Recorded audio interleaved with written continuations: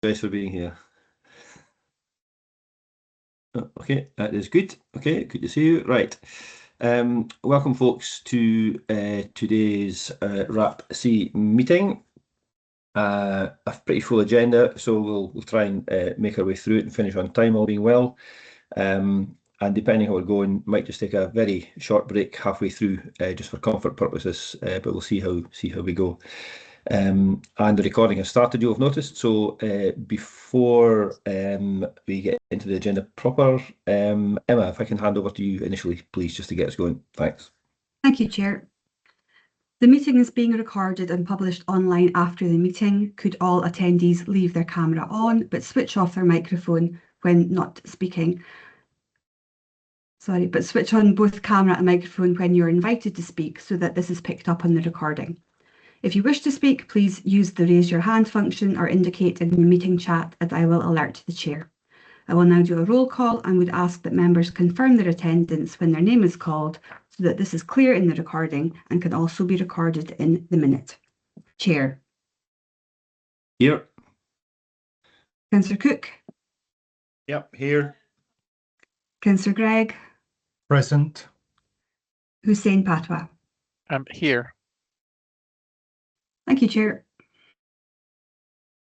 Short and sweet. Thank you, Emma. And it's just Richie's fine, Emma. I know we're in a formal meeting, but just for today's purpose, it's absolutely fine. But you call me what you like.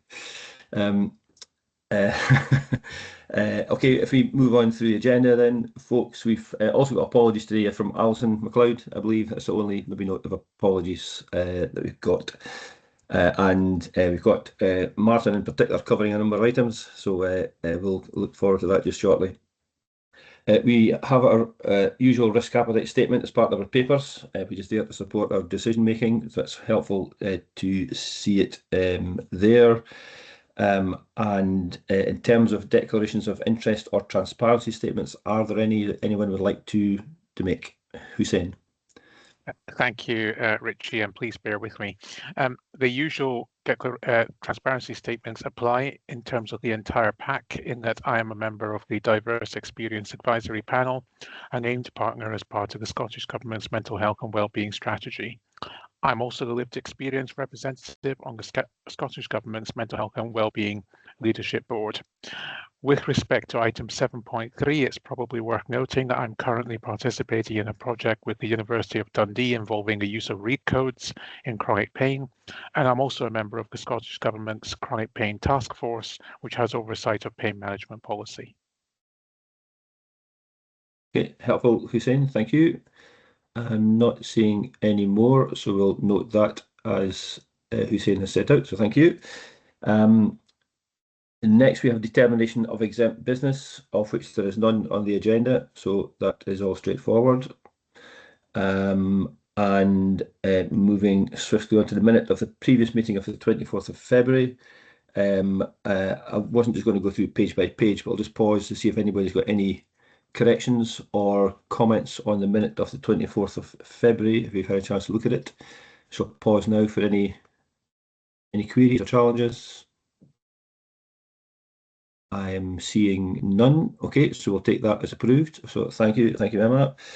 And we start to move into more of the substantive items now. The business planner is there before us, and Martin, I don't know whether you want to say anything by way of introduction to this one, or if you're happy just to take any comments or updates. I think there is one there through Lakshmi that we want to update on in terms of the timing of one of the reports.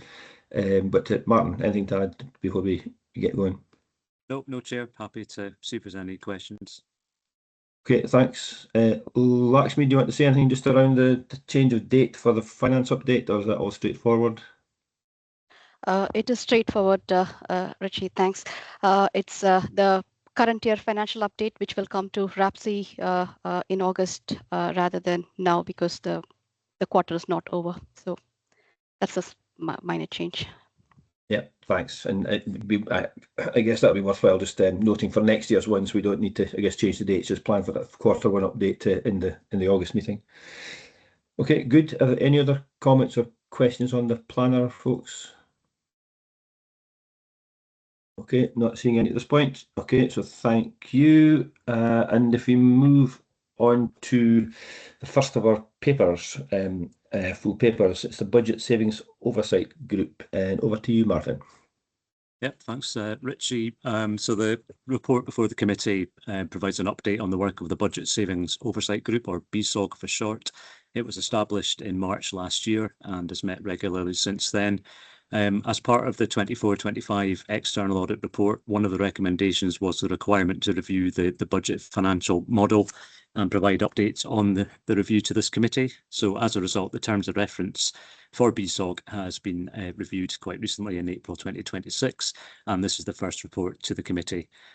More details on the external audit action plan are contained in the report later on in the agenda. As is the first time that the current work of BSOG has been submitted to the committee, any thoughts and views of the committee members around the future detail they'd like to see in the report would be really helpful. But a broad suggestion would be that the committee needs to be assured as to the governance in place and processes used to manage budget saving options, as well as requiring to be assured on the progress on the budget saving options throughout the financial year. So I had a chat with Lakshmi about this, and we're proposing that a revised report template providing assurance around both of those areas would be developed for future reports, and would include such things as a RAG status assessment on the budget savings programme, narrative around the overall delivery process and governance arrangements, performance overview, and an overall assurance statement. So myself and Lakshmi and other SLT members can work on the template for future reports. But I'll just maybe pause there and see if any members have got any thoughts about how they'd like to see future reports. Thank you. Yeah, thanks, Martin. I thought this was a very helpful report. Before I make a couple of comments, I'll invite others in. John, firstly. Yeah, no, I thought it was a useful report, and Martin, what you said sounds pretty sensible to me. The only question I've got, and it's is around the fact that this committee meets quarterly, and I'm assuming that it's the case that if the group, which obviously meets fortnightly, starts to see some worrying data coming through, that this committee would get, you wouldn't be sort of waiting till the next quarterly meeting, or you wouldn't be waiting till the next IJB, but you'd have some mechanism for flagging that up to us. Yeah, absolutely. We would escalate any matters of concern. Yeah, thanks. That's good. I had only one other question, which was, are we assured? Is it the case? It's probably a daft laddie question, actually. The invoices and stuff will be coming in.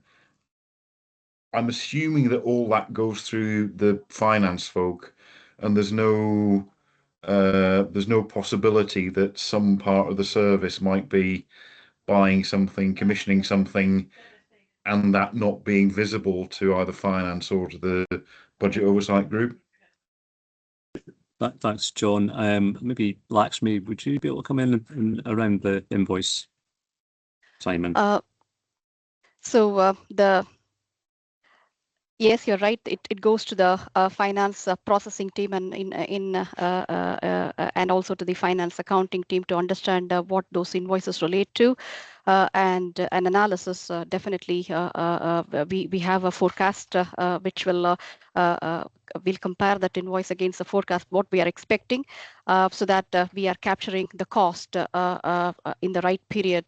John, equally, if we have prepaid for whatever reason, then we'll also capture that in a quarterly reporting by taking it to balance sheet. So that review and robustness is their part of the finance analysis that we do. Thanks. Yeah, I'm reassured, and that's all my questions. Thanks, John. Helpful. Over to you, Martin. Thanks very much. Yeah, I wanted to ask about the engagement activities that are mentioned briefly at 4.4. There's mention of workshops, talking to staff and so forth. I think that's very important to hear comments, to hear evaluations about around the various budget options that are coming through the process, and maybe to hear comments and views about the playbook that that could be really valuable for considering in the process. So is it and the request is for how can we improve reporting back and updating this committee. I just think it might be useful for us to know what is what is aimed to be achieved from the engagement from the workshops. Is it useful? Should it be expanded, or just some information, some further information would be useful. Thank you, Martin. So I think on the engagements, maybe two aspects there. Yes, we've been holding workshops with staff members primarily to get some ideas around budget options in the last few years. So that has been successful.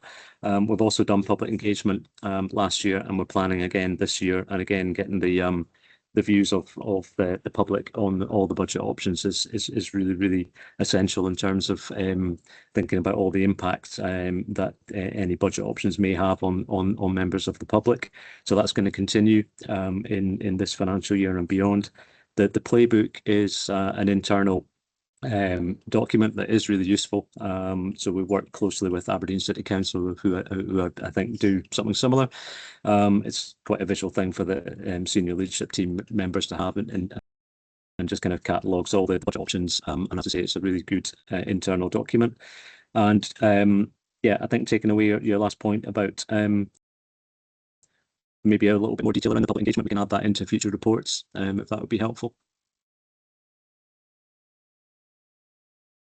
I mean, yes, I would certainly find that useful. I mean, we've got mention of the risks there at 6.2, which are considerable, and I think that having staff feedback from the professionals from the front line who've got maybe more awareness, more contextual understanding of impacts of savings. I think that therefore their involvement is even more valued.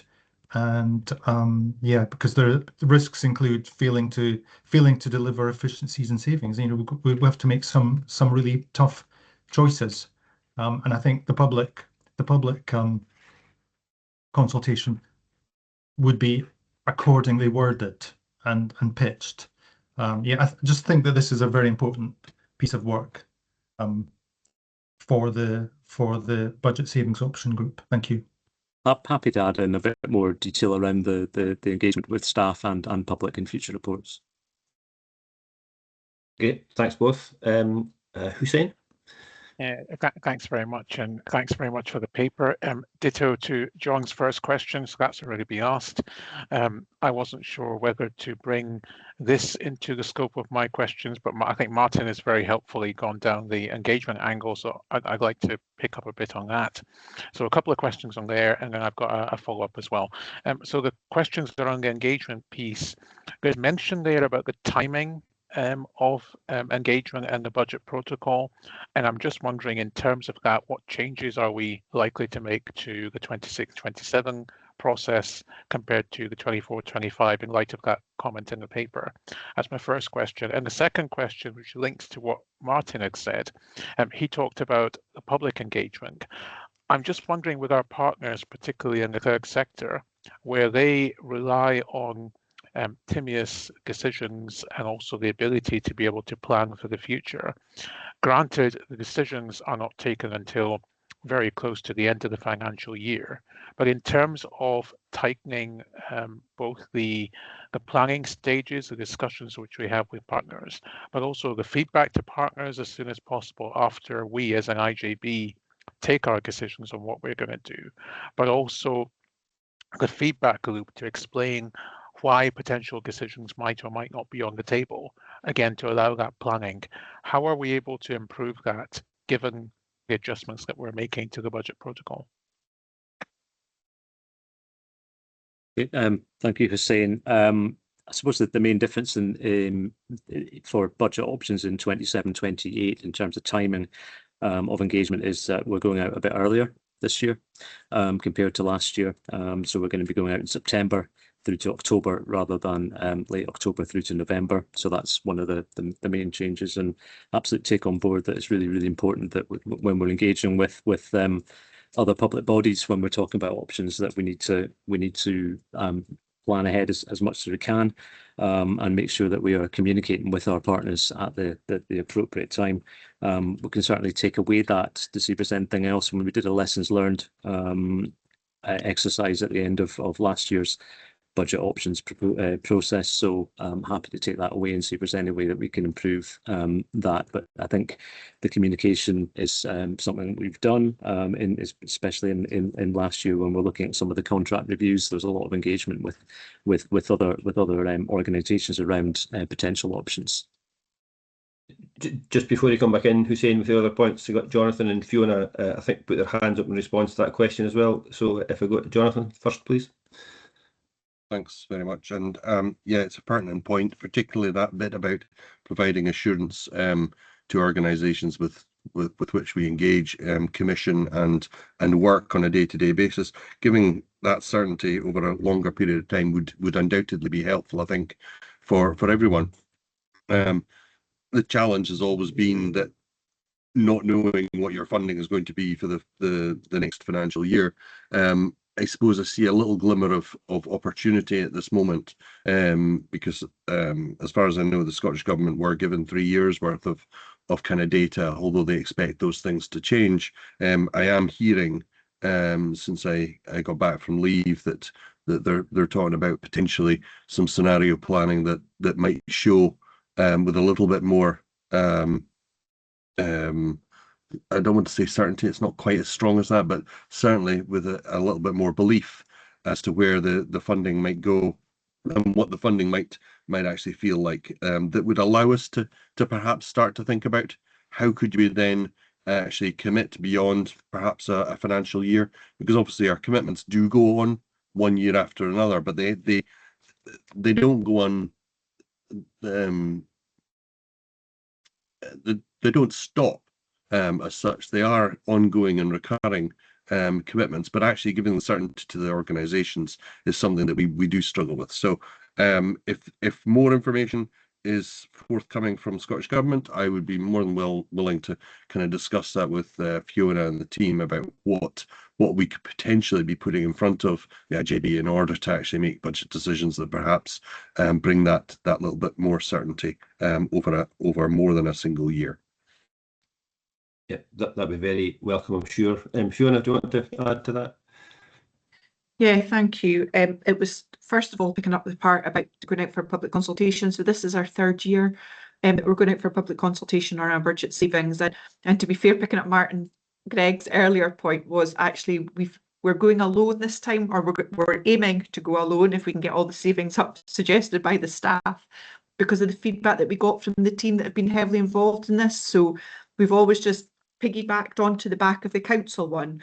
And you know, we had a big increase last year of the number of people that participated in the budget saving for us. But what the team really felt back was, because it's on top of the council one and we were at the end, it's kind of like, is there a bit of fatigue by the time they got to coming to our budget savings? So it was absolutely listening to our team that have done all the hard work on this, that have said, could we try going on our own? So that's the main reason we are aiming to go out in September.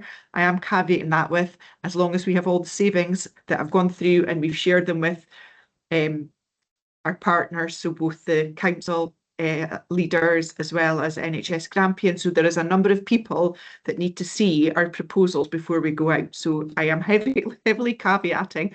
We're aiming to go out in September, but we have a lot of work to do between now and September before we do that. But that's very much taking our staff's feedback, and that's why we're doing it this way this time and trying to get a bit earlier.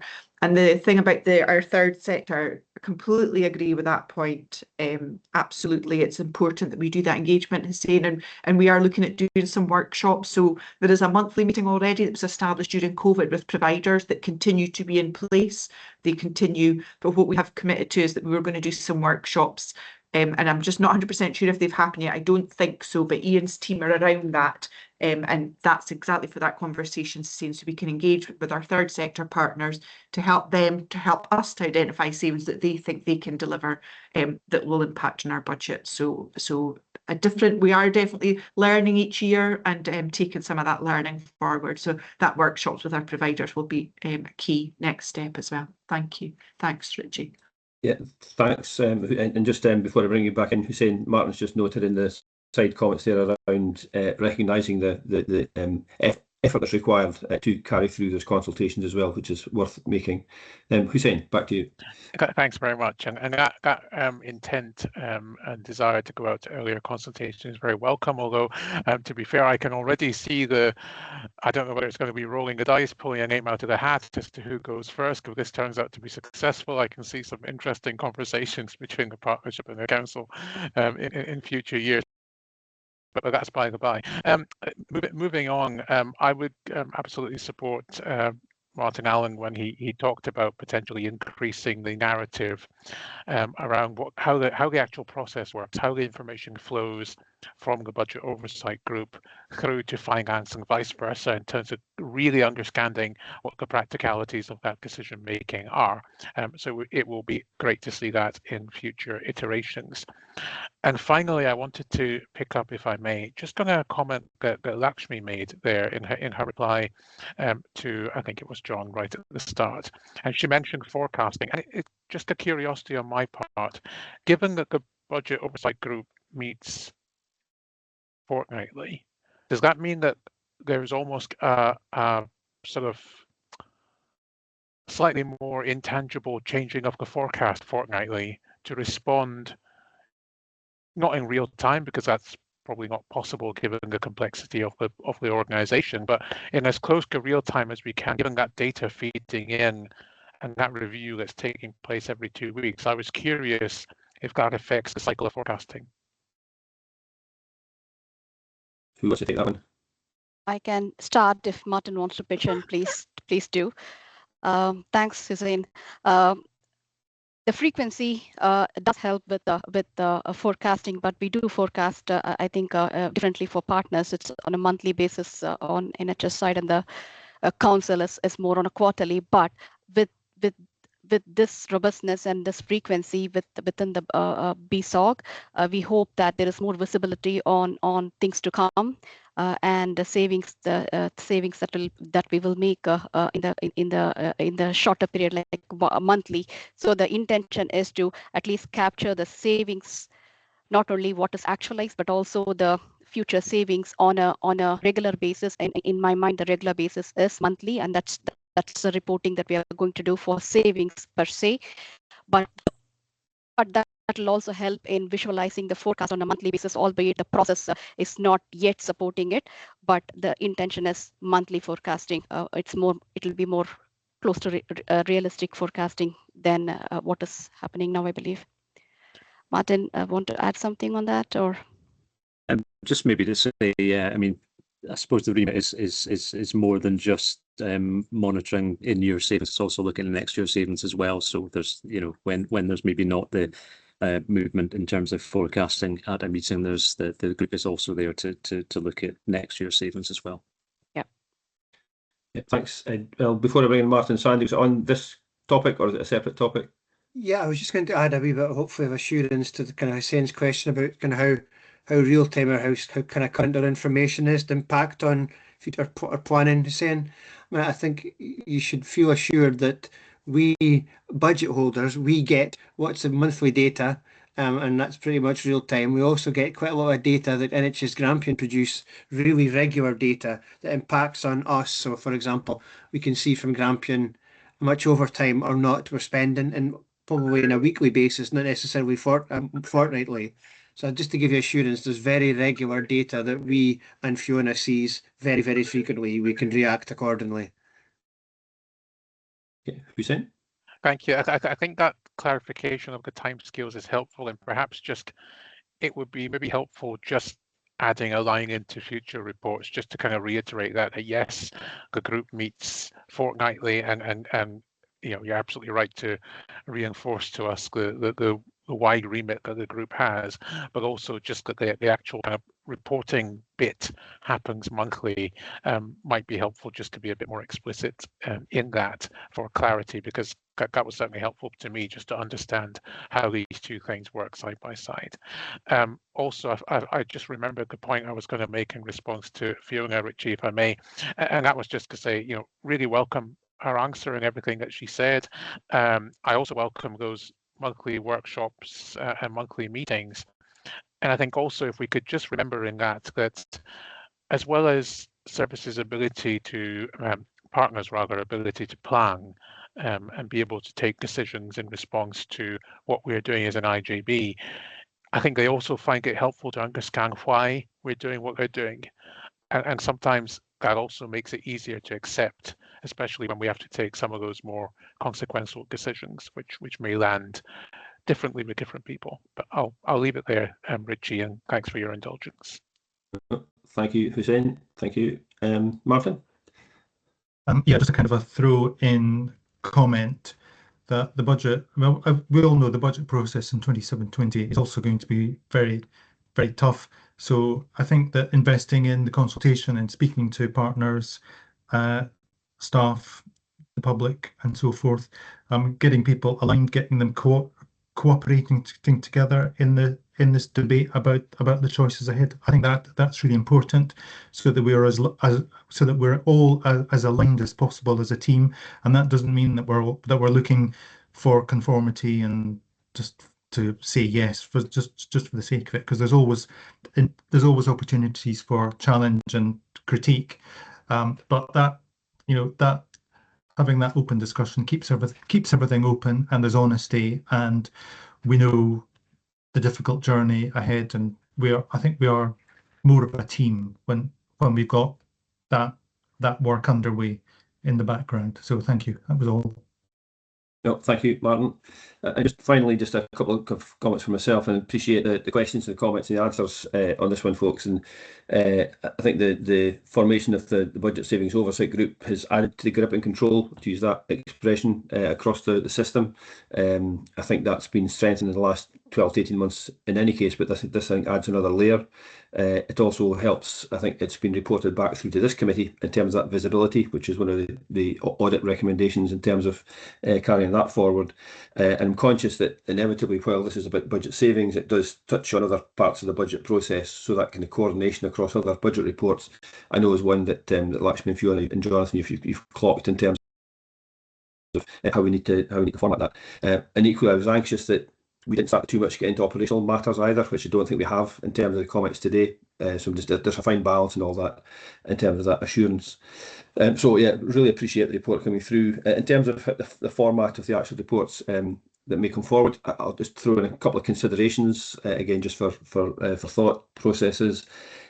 When the savings options or proposals come through, it would be helpful just to, I guess, be clear about which part of the system that's coming from, and if it's possible, just to see what the budget for that service area is. And the purpose of that is just to get a bit of a sense of scale in terms of the saving versus the overall budget, and also, I guess, from our purposes, just to have a sense of equity, for want of a better word, just in terms of looking across the whole system in terms of where savings might be drawn from. And I know it's not a straight line, it's not a percentage kind of you can apply, it's just to get that sense of a kind of whole system approach and evidence that. But again, I'm just for consideration. I appreciate that can be a kind of complex task in its own right. Okay, with that, folks, the recommendations for this are on page 18, and we've got two recommendations there to consider, and I think we we are assured that the audit group has a robust governance arrangement in place, as outlined, and we've touched on a number of areas in terms of the content of future reports that I won't just list here, but I think we've captured them just in terms of the comments that have been made, and hopefully that's been helpful. But can we agree the report on those terms, folks? Agreed. Yeah. Thumbs up. Thank you, everybody. Okay, and thanks, Martin and Lakshmi and colleagues for bringing this forward. Next paper is the review of remit and responsibilities, the year-end report. Across to Martin again, please. Just any of these reports, Martin, are relatively concise introductions, are absolutely fine for today's purpose. Thanks. Okay, thanks, Richie. So the report presents the committee with a review of reporting for 25-26 and an early draft of the intended schedule for 26-27. The reports that the committee received have been obviously aligned to the terms of reference of the committee. Appendix A provides the detailed breakdown of the reports considered in the last financial year, as well as those that are currently listed in the planner for 26-27. The report also explains that we're obviously having the development sessions with the committee, so there may well be other reports that we might want to capture and put into the planner as we move forward. As a result, in preparation of the development sessions, the report has been compiled on the number of reports to see per area of over the last 3 financial years, and that can be found at Appendix B. And then finally, comparing the 25-26 actual reports against those noted in the forward planning last year demonstrates that all the reports that were respected by the committee were submitted, and that additional reports were identified and submitted as the year progressed. Thank you. Yep, helpful, Martin. Thank you. And Martin, also first, please. Yeah, thank you. Apologies, because I think this might be a daft question with a very obvious answer. I was reading through the tables, and I was noting that some of the lines are have got blanks. So, for example, line 7 on hosted services, and 13 on internal control arrangements, and 15 on financial review. There was no, they weren't being highlighted for considering future duties or for forward planning. So, just wondering why. Because they seem to be key issues for good governance and transparency. So why are they not being focused on within the tables? Okay, thank you, and apologies. I am covering this report for Alison, but I'm happy to take that away, Martin, and see if we can get an answer on that rather than speculate. It's probably, as I said, very obvious, but I mean, these hosted services, we need to be scrutinizing those. So just kind of why are we not adding, why is that across there? So sorry, yeah. Maybe on the hosted services one, there's obviously the internal audit which was undertaken, and I know that Alison's been coordinating that across the city, the Shire and Murray, with service level agreements being put in place, and they're very nearly going through the governance process, I think, in all 3 IJBs. So I think that's probably a reason why there hasn't been anything specific on the hosted services in the last financial year. But I see that Sandy and Fiona have got their hands up. They might want to come in on that. Yep, Sandy first, then Fiona. Well, let Fiona go first, because she might say what I'm going to say. Okay. Thanks. So it's exactly that. So we're just going through that process at the minute with the hosted services. So the SLAs are in place. They weren't in the past. So we've got a good robustness now off the back of an internal audit that Jamie and others did across Grampian. So I think it is that they weren't there, but they are now. I think what we do need to consider going forward is making sure that there's that delivery on the SLAs and how we feed that through. So it's a fair challenge to Martin and to Alison. This is created in her head, but I think that'll be why. It's just we will need to get that reporting process into place now that we've got the SLAs and everything. And as Martin's correct, the next round of IJBs, which we're all within about a week of each other, so ours is the 1st of July, that's when that will all be being signed off.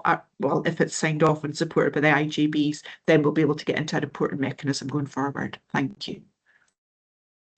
Sandy, do you want to add anything to that? Just briefly to add to that, so for example, on Thursday, Murray IJB are looking at the documentation that Alison and colleagues have produced around the different hosted services. And if I can, I'll join that meeting for the bit about my hosted services.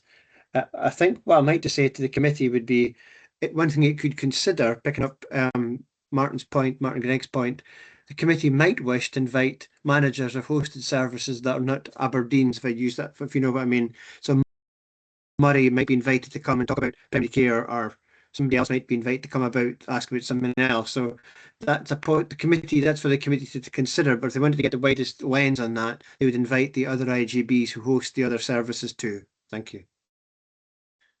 Okay, thanks, Sandy. I had a similar kind of broader point that Martin raised actually, and I think in terms of the paper, I think the paper's fine. Although my kind of reflection was that in terms of almost checklist against the remit and what's been brought to us as RAPC, I thought we've been potentially a bit harsh on ourselves in terms of what had or hadn't been through committee. So I did wonder, I guess, for future iterations, just a bit more thought perhaps around what has come through us, and it might be that it might not be full entire reports on a certain topic, but it might be parts of reports that actually satisfy the remit that we've got. So I did think, for example, there's one on improvement activity that we will see that's, I think, is blank in the sheet, but actually we know there's been information improvement activity come through in reference to Care Inspectorate reports. So just that kind of thing, I think, can give it an added bit of depth. And I think just another example around the internal audit standards, I know that comes through periodically. It's not every year, I don't think, but it comes through periodically. So that can be reflected, for example. It's just, I think the point that Martin's making in part was that if it's left blank, there's a kind of perception that we might not be doing it. I think we actually are in lots of cases. And it's just perhaps a bit more narrative around the blanks in the sheet would be really helpful, I think. And the final kind of comment was that Jess had been doing her review of governance recently, and that term of reference. So I think there's going to be partly connected to that. And I guess if there are parts of the remit that we're just simply not doing, I guess that's a separate conversation for off table perhaps around, well, is that happening somewhere else? Is it a big deal? How do we deal with that? Not for today, that latter point, but I know that's going to go hand in hand. So from my perspective, I'm happy with we'll come to the recommendations in a wee moment. Happy to support the report. I do think we could add a bit more depth there around what the committee has done over the last year to satisfy the remit more explicitly, and happy to I guess, have those comments get taken on board next time around. But Hussein, you've got your hand up as well. Yeah, apologies, and this is where my reading of statistics might come and throw a cropper at me. It was just, I suppose it's a silly question, but just to get that confirmation, I noticed there was, when you look at the stats, there seems to be, and this is where I might get this wrong, a statistically higher number of reports around local outcomes in 25-26. And I just wonder if that was due to the cyclic nature of local outcome plans, or if there's another explanation for that. I think there were 8 reports around that came in 25-26, if I remember rightly. And I just wondered if that was due to it being the end of a particular period. Anyone able to comment? But Martin? again, in the absence of Alison, she would definitely know the answer to this, but there has been a lot of work around the local outcome improvement plan in Aberdeen City in the last 12 to 18 months. So I'd imagine that's probably the reason why there have been more in the last financial year. But I'm happy to take that away and get an answer to you, Hussein. I thought that might be the case, but I thought I would just double check my understanding of processes, but thanks for that. Okay, thank you both. So turning to the recommendations, folks, then it's on pages 23-24. We're asked to consider the contents of Appendix A, which we have. It's asked us to agree that the report provides reasonable assurance to the committee that we're receiving reports covering its remit. I think broadly we've supported that. I think we've also just added some extra depth there that for future iterations, I think we could enhance the narrative and the evidence, I guess, just to reinforce that more fully. So if committee are content, we can still accept this provides reasonable assurance, but we can even further strengthen it, I think, in future iterations. Just the third recommendations around considering the quality of scrutiny and that activity being assessed as part of the development work currently in progress. So that's more of an ongoing recommendation in some respects. We've got that development session in the next number of weeks. We'll partly take that forward. So that's one more just for more noting. But can we agree those recommendations on those terms, folks? Agreed. Yep, agreed. Good. Thank you. Okay, moving swiftly on to 4.3, we've got directions and data protection impact assessments update again for Martin. Yeah, thanks, Richie. So this report presents the 6 monthly update on the status of directions and data protection impact assessments, or DPIAs, made by the IJB to the Council and NHS Grampian. Appendix A has got all the open directions and those directions which were reported previously to the RAPC meeting in November 25, but have since had a change in status. The other part of the report is around highlighting as part of the 22-23 internal audit programme, an audit was undertaken on data sharing. One of the recommendations was to ensure assurance is obtained that DPIAs are completed where appropriate. and that a register of these are held by each data controller. Back in 2023, it was agreed to add this assurance to the process of capturing and monitoring directions, and that up until now has been submitted as a list of DPIAs in the appendix to the directions report. But since then, we've been having discussions with the data controllers in the council and in NHS Grampian, and it's worth noting that the IGB is only a data controller for a very small amount of information, so it's personal information on the Chief Officer and the Chief Finance Officer. So all the DPIs raised to date relate to data processed either under ACC or NHS Grampian. The consensus is that further clarity is required on what the IGB need to be assured about, and it is proposed that this is discussed at the development workshop as part of the terms of reference. But it is suggested that the assurance required could be as straightforward as obtaining confirmation from both organisations that they have processes in place for DPIAs, and that this is obtained via an annual statement signed off by the senior information risk owner in each organisation. In the meantime, the appendix containing the detail of the DPIAs has been removed from this report. Happy to take any questions. Thank you. Yeah. Thanks, Martin. Hussein first, please. Thank you very much. My first question is probably one that you would expect me to ask given the content of the report, and that is around the list of directions. And there is a comment that one of the directions had a mismatch in the valuation. Just for absolute clarity, it does say the IGB took decisions on the correct information, but there was that mismatch when it was sent onwards. It's just to get some assurance that that did not materially affect any financial or accounting decisions or decisions that were then taken as a result of that direction. Yeah, that's my understanding. Alison has got that assurance around that, Hussein. Okay. My second question is really, and if I'm opening a huge can of worms and this is going to be a very long explanation, then let's take this offline. But I was just interested in the other comment that was around the digital transformation, and there's a note that this is changed due to Scottish Government guidance. It's not really clear what that means. Sorry, Hussein, which part of the report? It's in the commentary in the report, but also there's a similar comment in the list of directions, and one of them says that it has changed due to guidance. I believe it's digital transformation, but again, if you want me to follow up on that separately whilst I get the exact wording, I can do that. Yeah, I can see it at 4.4 in the report. I can find that out for you, Hussein, and get back to you if that's okay. It just didn't know what that meant. You know, what was the guidance, and I suppose the question coming on from that is that going to affect the way we do other things around directions? So that was my kind of thrust of that argument. Thanks. Okay, thank you both. I'm happy with that one. Again, I guess just for committee's benefit, if there are clarifications like that, happy for that to be shared across the committee. Martin, just again for full visibility, that would be helpful. Yeah, happy to do that. Thank you. And Martin, Greg.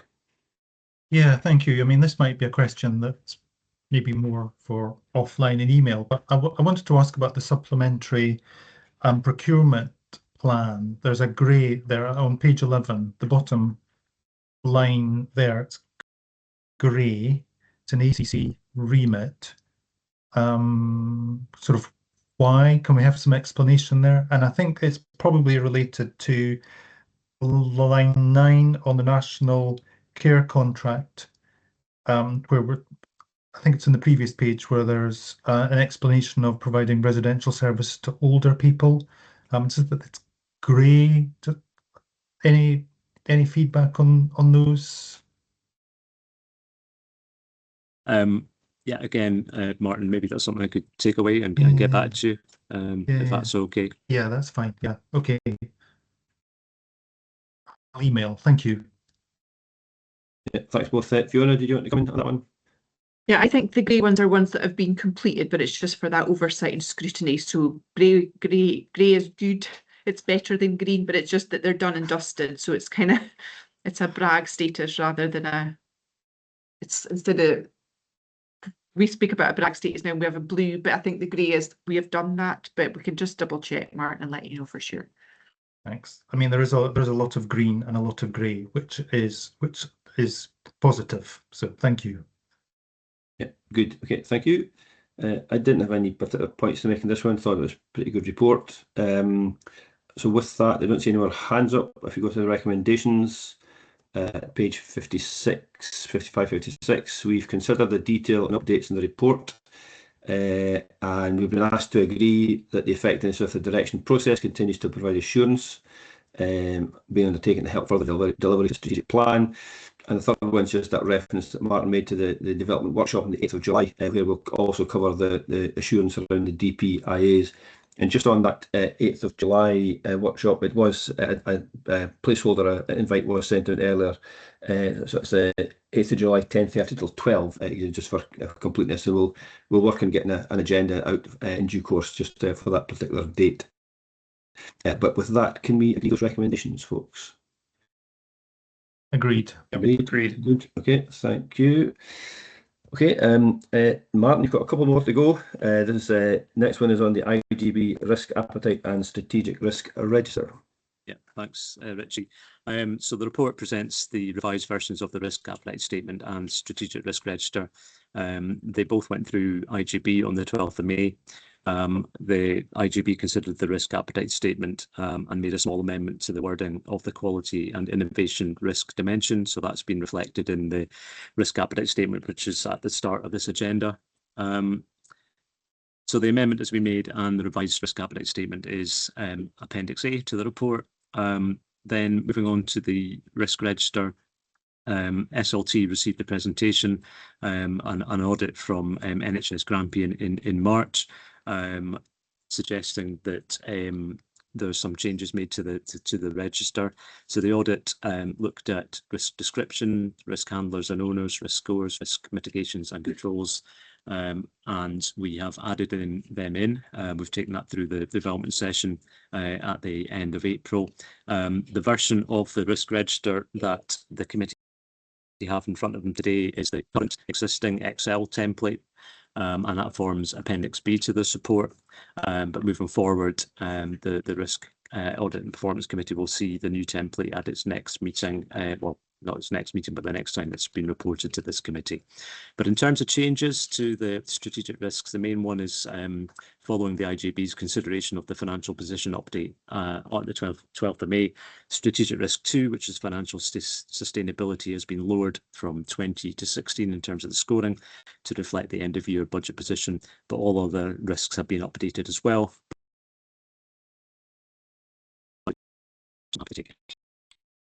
Yep, I get another helpful report for this committee. Martin, thank you. I had one observation myself, if there are no hands going up. Yeah, I thought it was very clear. As you say, it ratifies some of the work that was taken forward at the IGB anyway, and we know it's work in progress from the development session in terms of the format of some of the papers. And also I thought the appendices were very clear in terms of the updates, and as you rightly say, the financial sustainability one is the one that changed. My observation, and this is slightly ironic, this one, I think that the only strategic risk where we've met our target is actually on financial sustainability. The rest are all just slightly below that, and I know that these things never stop, that always work in progress. But I just I had a small smile to myself given the challenge around finances and budgets, and thought, gee whiz, in terms of a risk register, that's the one target we've actually reached in all the strategic risks. And I mean, I don't mean that in any flippant way at all. I think it's just down to kind of hard work and the fact that these risks all take effort to mitigate. So, and the report set out, I guess, the activity very clearly. So I did, however, make me smile that I thought, gee whiz, financial risk being the greatest one, and that's we fit our target. In fairness, I'll caveat that by saying the target score was higher than others, just in terms of the ongoing level of risk around money. So happy just to note that. I'm not seeing any hands appearing up, folks, so we'll move on to the recommendations, which are on page 70. So we're noting the revised IGB risk appetite statement as Appendix A, and the risk register and the details at Appendix B. Can we agree that, folks? Agreed. Yeah. Excellent, thank you. And Martin, I think potentially your final one today is on the progress update on the external audit action plan. Yeah, thanks, Richie. So the report presents the committee with the first quarterly progress and development of the annual accounts in 24-25. So every year the annual accounts are audited by external auditor, and part of that audit is a setting out the auditor's judgment and conclusion in respect of these. For 24-25, the external auditor deemed that the quality of the annual accounts submitted for audit were of a poor standard. They recommended that peer review and quality checks needed to be implemented as part of the preparation of accounts process. In addition, whilst they agree that the IGB has appropriate arrangements in place for financial management, financial sustainability, vision, leadership and governance, and use of resources to improve outcomes, a number of improvement recommendations were identified from the audit. An action plan was developed to address these improvement recommendations, and Appendix A lists these and forms the first quarterly report in relation to the progress against them, and further reports will be submitted as the year progresses. Just briefly, 14 recommendations were made, and the Q1 report indicates that 64% of these recommendations are green and 26 are amber. The amber status of the 5 recommendations is mainly as a result of actions not being completed by the original timescale, but some of them are in relation, so an example to the workforce plan, which was delayed as a result of the decision to delay the submission of the workforce plan until May 2026 at the IGB meeting, instead of the original plan to go to the February meeting. So where actions are dependent on working with partner organisations, timescales are not always completely within our control as well. The 25-26 unaudited accounts are on today's agenda later on, with the final audited accounts going to IGB in September. Also at September, IGB, the external auditor, will again give a view on the standard of the annual accounts, and a further action plan will be developed if required. I'm happy to take any questions. Great, thank you, Martin. I shall pause for any colleagues to come in at this stage. Martin. Yeah, just to say that I'm certainly assured by this information. I think we're very fortunate to have the experts in place. Where we've got scheduled, we've got a structure for quarterly updates. There are savings plans in place. I think we're in a, not to be complacent, but in a good place, and I think that's reflected in this report. Thank you. That's helpful, Martin. Thank you. I had, in the absence of any other additional comment, just two quick points from me. I think in terms of the percentages, I was looking for the other 10% in paragraph 4.4, but I think it should be 64 and 36 rather than 26. Just a minor correction. Just proving that I read the papers in detail. And the other one, I guess for the amber ones, it'd be helpful for future reports, I guess, where it's possible. I appreciate, Martin, in your introduction, it might not be possible in some cases, but just have a sense of when they're expected to be completed. And so while they might have gone beyond the original date, it'd be helpful just to get a sense of when that completion date would be due. So again, content that there's progress being made, but just for completeness next time around, it'd be good if they're not completed, just have a sense as to when they're going to be.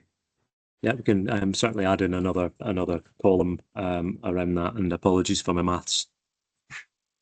No problem. Okay, folks, I'm not seeing any more hands up. So again, recommendations are that we've asked to consider if we are assured by the progress we made to date on the external audit action plan. Are we so assured, folks? Agreed. Yep, fine. Agreed. Good. Excellent. Thank you. And thank you, Martin, for stepping into a colleague's shoes in that one. You can take a rest for a moment, perhaps. And just on external audit, we shall move on to that next. It's the annual audit plan for 25-26, and over to Anne. Thank you, Richie. Moving seamlessly on. So, yeah, this is our plan for the 25-26 audit. So just a reminder that this is the 4th year of our audit appointment, and it's a 5-year appointment. So the plan is hopefully familiar to it. If familiar to the committee, the format that's in it is similar year to year, because we're very much following auditing standards and our code of audit practice. So Exhibit 1 sets out our materiality levels as usual. So for this year, we've set that at 9.2 million. So just a reminder for the committee that materiality is the level of misstatement that's permitted in the accounts without it impacting on the audit opinion. So as I say, it's within the framework of auditing standards. So we've identified one significant risk, which again is similar to the previous year, and that's in relation to the misstatement due to fraud caused by management override of controls. So this is considering the potential and the incentive for management to manipulate the financial reporting. So as I say, it's set by auditing standards, so it appears in all audit plans for all the organisations that we're involved in. But we also do wider scope work under our Code of Audit Practice, and there we've identified 2 risks, and those will be familiar to you just from the follow-up action plan you've just been referring to. So the 2 risks relate to one to financial management and the other one to financial sustainability. And as Martin just said, both of those arise out of the findings from last year's audit.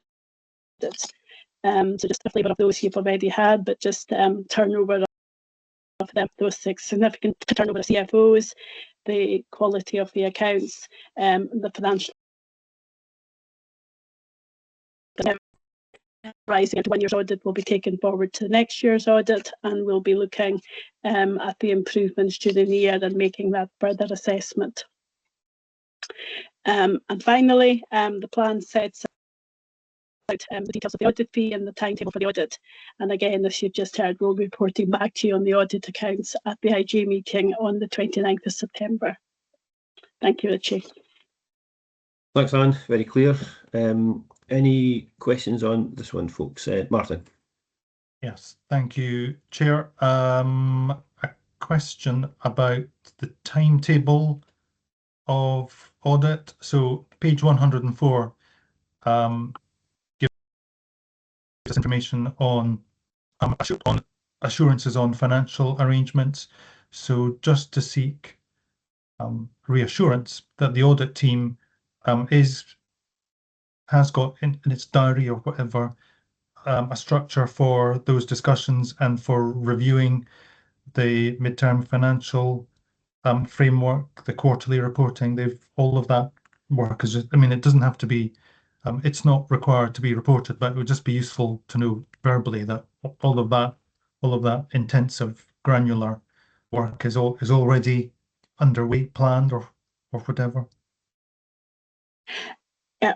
So the work that we do in terms, so we'll be receiving the audit accounts that are on your the unaudited accounts that are on your agenda today.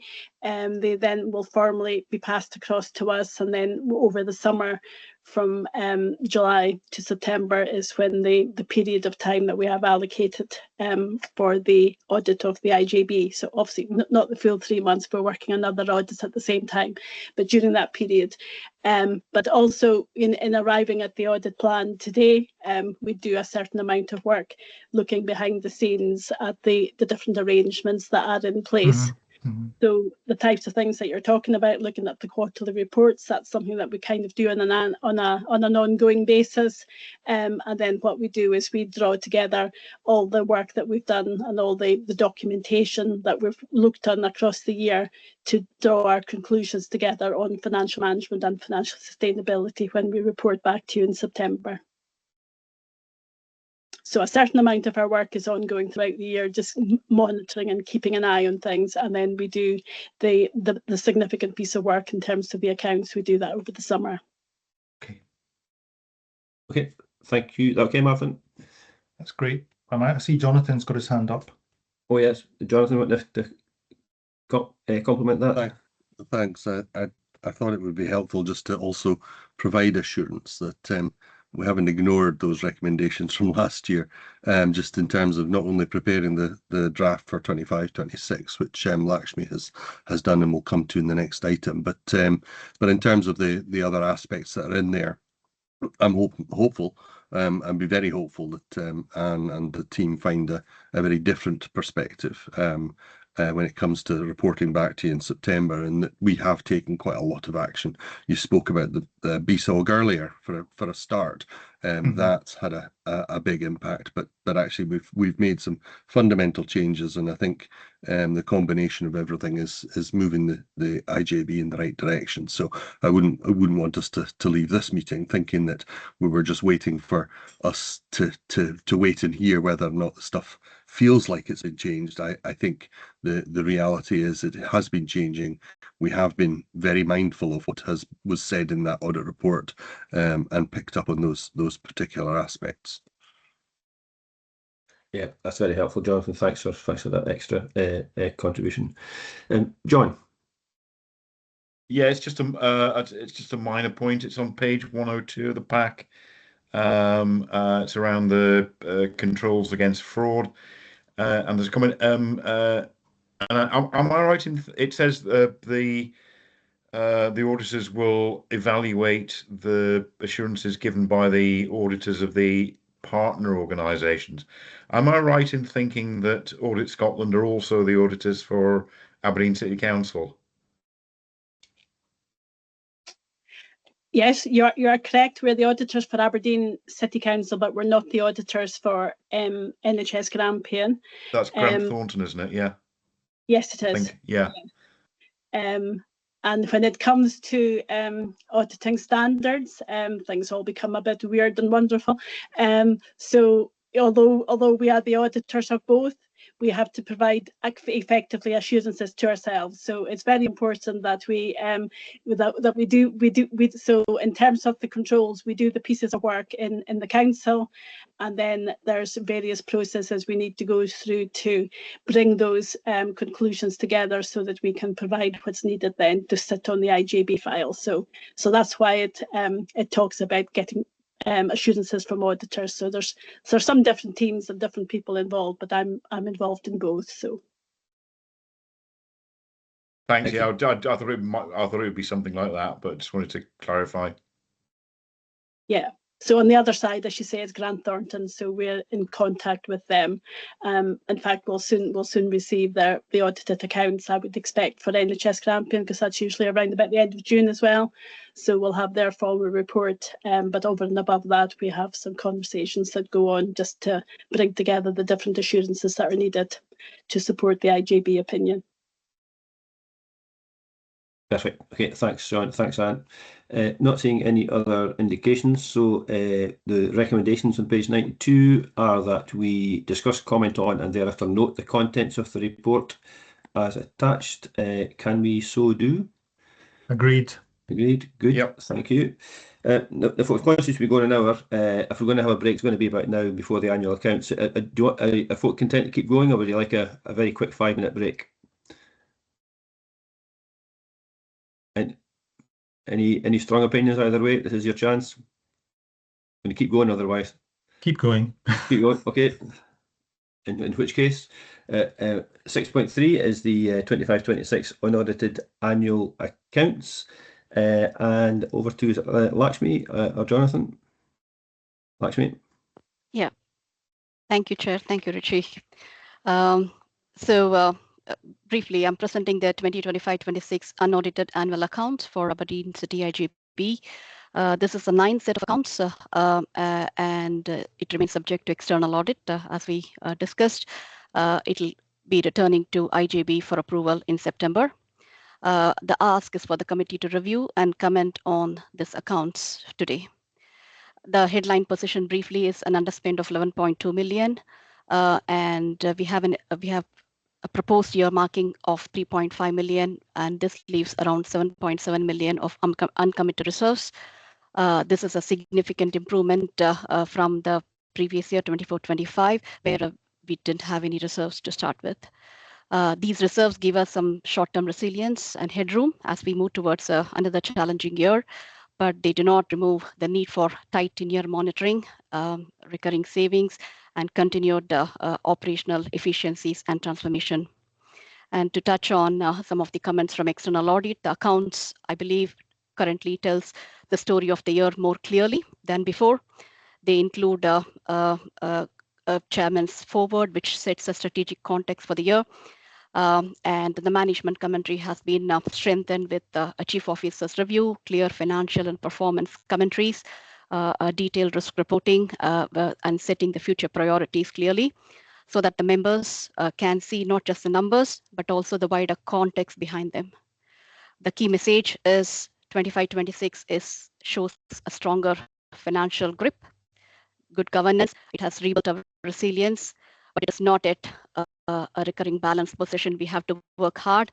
The focus now has to remain on delivering our savings. We have 14.5 million savings to be delivered. Focus on transformation, the pace of it, and the velocity of it, and a strong financial oversight. I'll conclude by thanking the colleagues across finance and operational services from both partner organizations for their support in producing the accounts and the accompanying narrative. I'm open for questions now. Yeah, thanks very much, Lakshmi. And just before open for questions, just a thank you to you and the colleagues across the team, across the system for their efforts in pulling this together. But before I say any more, I shall pause for any comments or queries from committee.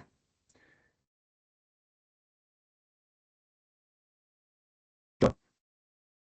Yeah, no, thanks, Richard. Thanks, Lakshmi. I think the very eminently readable report, which isn't always the case with some sets of accounts and stuff.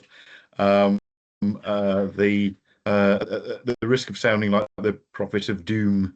Actually, I'm not meaning the prophet of doom, but it just struck me. If you look at when you look at the comments around the key drivers of change and expenditure, which is on page 138, and then you look at the outlook for next year.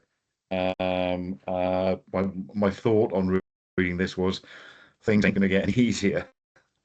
Yeah, thanks for what I thought was a very clear report, and well done on the financial numbers. Thank you. Yep. Martin, do you want to come in, or has John picked up your points? I had a broader question, a contextual question around the reserves figure, which is in a healthier position. So we're looking at the 25-26 annual accounts. So are we on a positive journey with the reserves? Is sort of where I'm thinking. Sorry, it's a very vague question, but very important. And I'm not sure we've got a real clarity around the direction that we're going on reserves. Fiona, do you want to pick that one up? I will start, and I'll watch for Jonathan and Lakshmi's responses while I speak. So yes, 25-26, it's good, Martin. So we actually made our savings, and we still managed to underspend on top. Is a great position, and absolutely down to the hard work of the teams and a lot of the work and that real drive and efficiency, which is what we've been doing in the last financial year. We obviously have got another £14 million worth of savings for this financial year. So although we have got 7.7 million that's not committed, so we've got some that is committed already, so we can't touch it. But the 7.7, I have said very clearly to the team that is there as a cushion for us. So we have a lot of savings to deliver again this year. We haven't asked partners for money. We are the only IGB locally that hasn't asked partners for money this financial year. We are trying to manage to be self-sufficient and make sure that we have a sustainable service going forward, and the changes that we're making ensure that we are being really efficient on what we are spending, but we're also making sure we're just really taking that time to think, is this the service that we need? And we knew, we've always been very clear with the IGB, as well as do any other committee, that we've had to make some difficult decisions, and we've had to do that.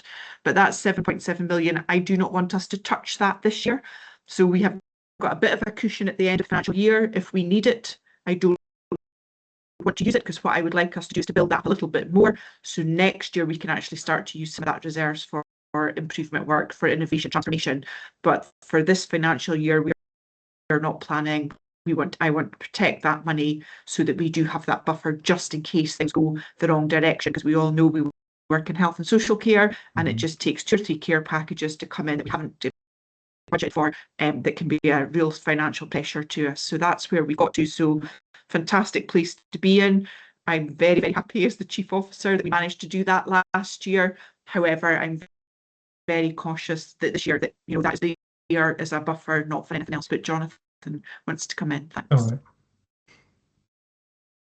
Thanks. I would just add that it's a journey, and this was the first step. But if we remember back to the paper on medium-term financial framework and I suppose our reserves policy that Lakshmi took to the March meetings, and we look at that, and really our reserves, if we were moving towards an ideal place, then we'd be reaching somewhere free reserves of about 4%, which would take us to a figure that would be close to £20 million. So £7 million is a good step in the right direction.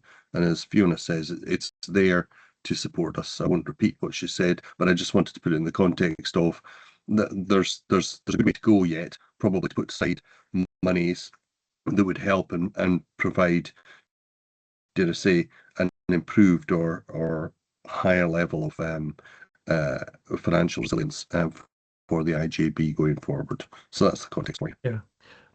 Thanks. If I could just come back, thanks very much for that. I think that these accounts present a really remarkable story of laser-like focus at all levels, strategic, operational. Everybody's working together very hard to get a result. Everybody's taking the challenges very, very seriously, looking for those opportunities for efficiencies and savings, and in a really strong, professional, honest attitude. So yeah, that is quite special to have achieved the 7.7 million for reserves. So yeah, thank you for that, and thanks for the information. Thanks.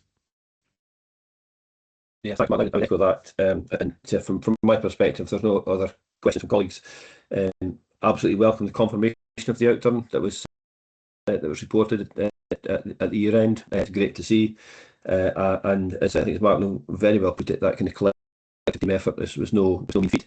Equally, the paper does say in John Senner's comments around not being a prophet of doom, but there are some significant risks there still for us. And we can't take foot off the gas in any shape or form. And the risks are set out there clearly in the paper around what faces us. The other thing that I really welcomed in the paper was that I think Martin made mention of it, that kind of further, Lakshmi made mention of it, that kind of further developed narrative. So I guess telling the story in some senses of the last year in terms of not just kind of budget related matters, but the connection to the strategic priorities as well. That's really important to draw the connection to these things. Something that's self-evident, but actually it's good to kind of set that out in the way it's been done today.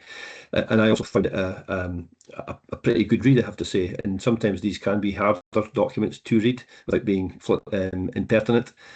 See Jonathan smiling, I might get in trouble at some point by saying that, but it actually I thought it was well put together in terms of document, and the messages it kind of it came forward with was really good.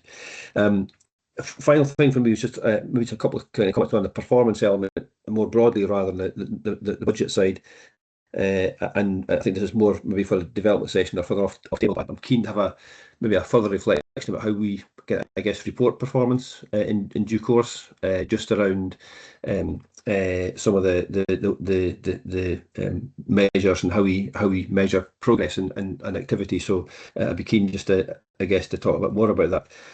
And finally, specifically on the annual performance report, which was mentioned in the paper, I think there's a conversation around whether that just gets made available online, if you like, or whether it comes to the IGB as a year-end, albeit in September. Not quite a report card, but a summary, I guess, of the previous year's performance. And I would certainly be keen, I think, that it goes to the IGB just for that transparency purpose and actually to both acknowledge progress and celebrate progress, but also, I guess, for that scrutiny part, just understand that there might be still some work to do. So while it can certainly be made more widely available, I think having the opportunity for IGB board members to have that kind of conversation and see it as part of an agenda would be, I think, the right thing to do. I'm not entirely sure about the governance process to enable that to happen, or it just happens, but happy to be guiding that either just now or or later in terms of that kind of position. It's not a recommendation or anything within the papers as such. It's more just I guess a comment from me in terms of what I think would be the right thing to do. But I'm again happy to leave that to be dealt with off table if you like just now. But notwithstanding that, Hussein. Yeah, thank you very much. It was just when you were mentioning the additional narrative on this, I think one area where that would be really helpful is, for example, around about page 130, where it talks about the rising caseload, particularly for people with learning disability. That would be an opportunity, I think, to link that very strongly to the workforce plan and to explain what we're doing to try and meet those real capacity challenges. And I think just linking back to what you've said earlier, Richie, that would be one area where we could really help explain to people that yes, there are these pressures. The statistics are really clear that there is rising demand, and here's what we're attempting to do both now and also working towards the future, linking that to the education pipeline, the workforce pipeline, and so forth. Yeah, very helpful, Hussein. Yep, thank you. It does sound like we could develop this even further, I guess, in terms of explaining that kind of context. But as you say, I think that gives lots of hooks in here in terms of both for our I guess people of the city, but equally for partners and ourselves in terms of what are the challenges, how are we addressing them, and where are the linkages across other bits of activity. So that's very helpful. Thank you. Okay, in terms of recommendations, folks, we are asked to consider and comment on the unaudited final accounts, which we have done. So can we approve that as a recommendation? Agreed. Agreed. Agreed. Good. Thank you. Okay, if we keep moving on, then we are now on to the internal audit part of the agenda, and we've got the internal audit update report first. Jamie. Cheers, Richie. So, standard update report provide the details of the progress of the plan and the follow-up of recommendations. The two lights on EB1, you see that the final review of the year has been completed, and that will be presented next. And then the paper concludes with a positive position on outstanding audit recommendations. I'm happy to take any questions.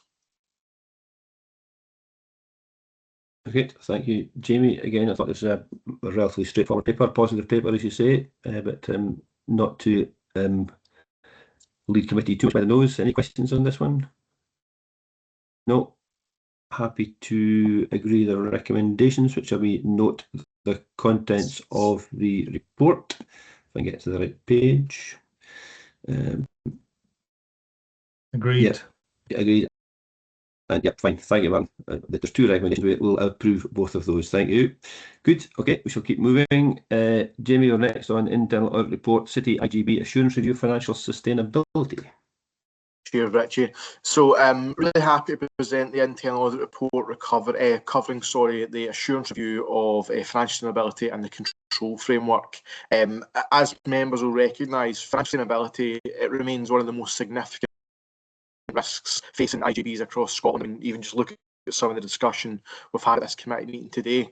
I think it's driven by increasing demand for services alongside constrained funding and then wider cost pressures. The review is focused on the arrangements in place within the partnership to plan for, to manage and oversee financial sustainability, and these include governance, financial planning, monitoring, and then transformation. The report doesn't, and it was never intended to solve the challenges, but hopefully provides assurance and relevant recommendations to manage the risk.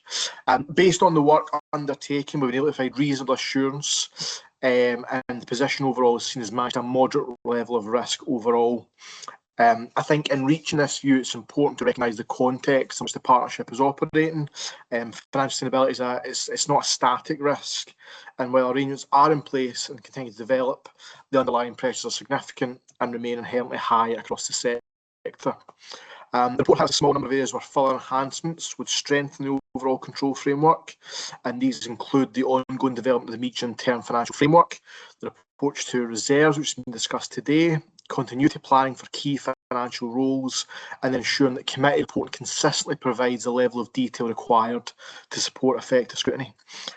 All recommendations have been discussed with management and have been agreed with actions in place to support continued improvement.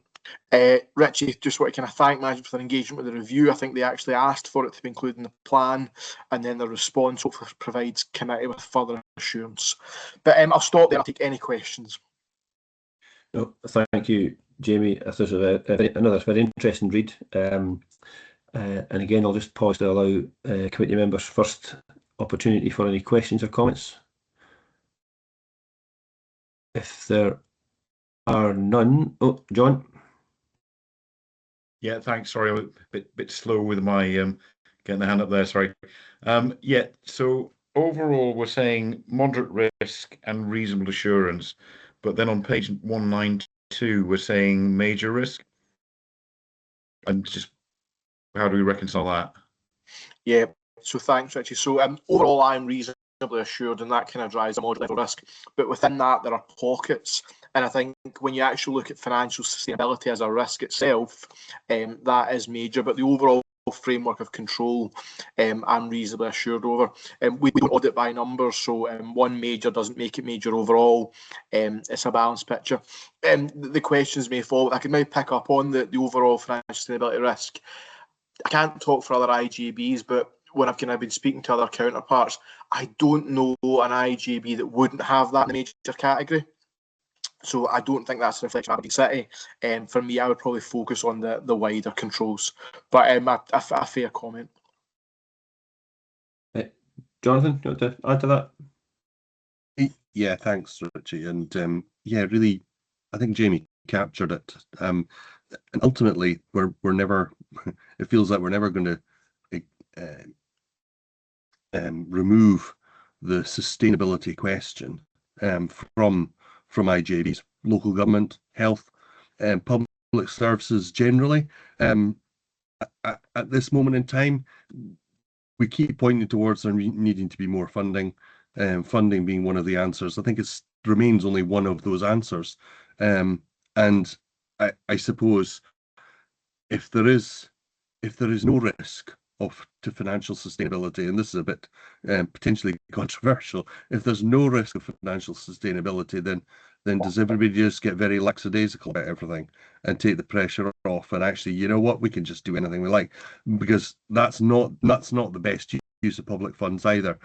We need to make sure that there remains a degree of healthy engagement about what best value is, how best value is demonstrated and delivered, and therefore I don't think financial sustainability will ever go away, because it's going to be hard. Every pound that we bring into the public sector should be hard fought for, and is hard won from working public, from businesses and from taxation. So we're sitting in a very, very difficult position.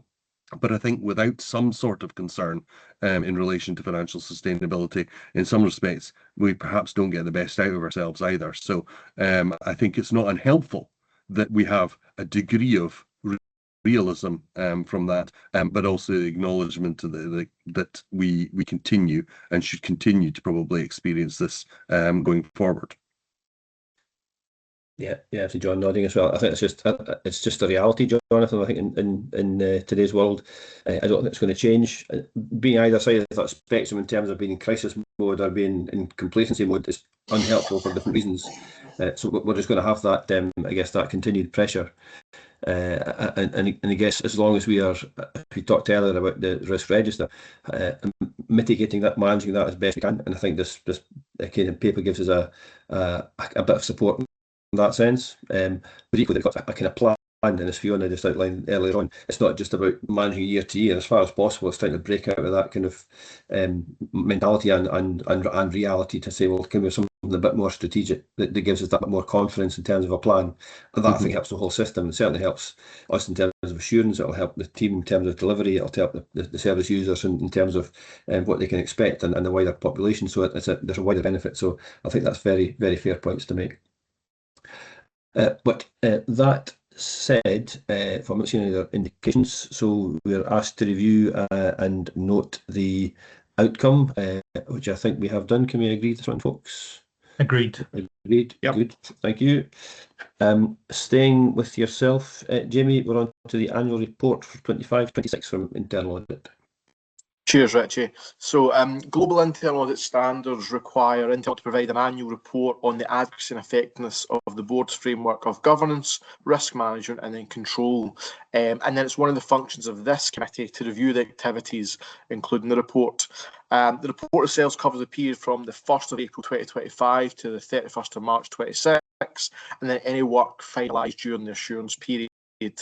The report sets out the basis for my opinion, the assurance assessments, and then some other key reporting requirements. But the lead line from me, and I am really pleased to be able to report that, in my opinion, for the period in question, the board had an adequate and effective framework for governance, risk management, and control. Again, you're focused on Aberdeen City, but to give you some context, I know other IGBs are not in that position, so hopefully it's a positive reflection on management and the board overall. Happy to take any questions. Thanks, Jamie. Another positive report, I observe. Any questions or comments, colleagues? I think you've, again, without putting words in other people's mouths, I think your introduction has nailed it, Jamie, I guess, just in terms of that kind of context. And this doesn't happen without lots of hard work. So I think in terms of getting to that position, it's a relatively short and clear and succinct report, but actually to allow you to get to that point, there's a ton of work that sits underneath that, not just through yourself and the internal team, but of course through Fiona and her wider team as well. So that's very much appreciated. And I guess just in a broader part, in terms of IGB itself and this committee, we're all parts of that big wheel, aren't we? Just in terms of that, getting to that place. So I don't want to just skim past this too quickly, but given we've got a busy agenda and given that there's no more hands going up, I think just a general acknowledgement of the collective efforts to get to that point is welcome, and we can note the report as the recommendations request of us. Agreed? Agreed. Great. Okay, thank you. And thanks, Jamie, for that suite of reports. We're moving on now to the broader Audit Scotland reports. And the first one is on community health and social care performance in 2025. And Callum, I think you're going to introduce this one. Yeah, thanks, Richie. I'm presenting this paper on behalf of Alison MacLeod. This is a report covering what's called a recent report on community health and social care performance.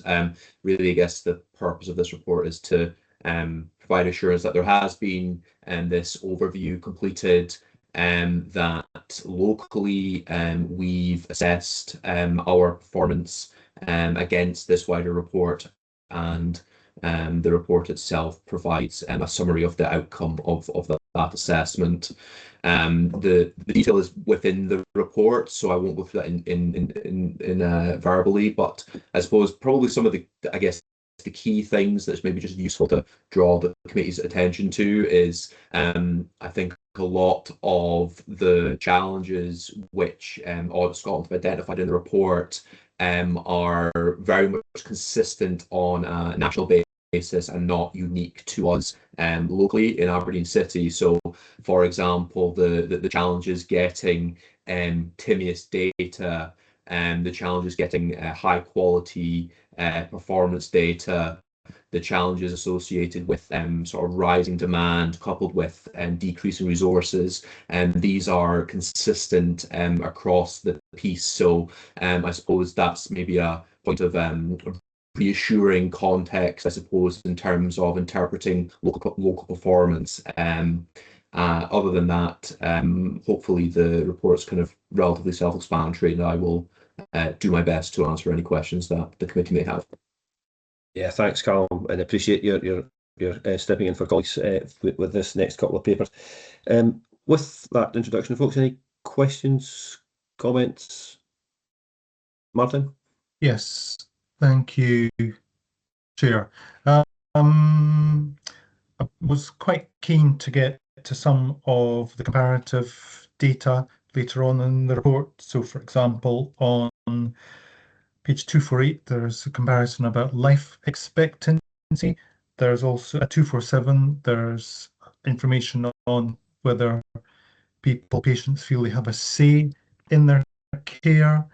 And then on 245, or is it 246? There's mention of delayed discharges and how and the length of time waited for social care assessments. I mean, they're not always encouraging figures that we're looking at for our local area. Can we be assured that the same quality of performance monitoring is going on across all IJB areas, so that the comparison of data is reliable and appropriate? Because those are just quite concerning trends, I think, that we're seeing with growing life expectancy, and we're quite low down. So any information on that would be helpful. I wonder if just to bring you back in, Colin, a similar, I guess, thought process myself. I'm conscious that there's tons of information in this paper that we could get up lots and lots of detail, and I'm also slightly conscious of time in terms of what we've got this afternoon.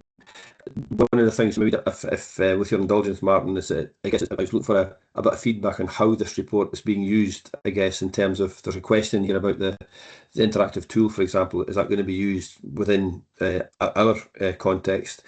And how do we use that comparative information exactly as you've set out, Martin, in terms of the areas where we appear to be doing less well in other areas, and it is back in that performance kind of conversation.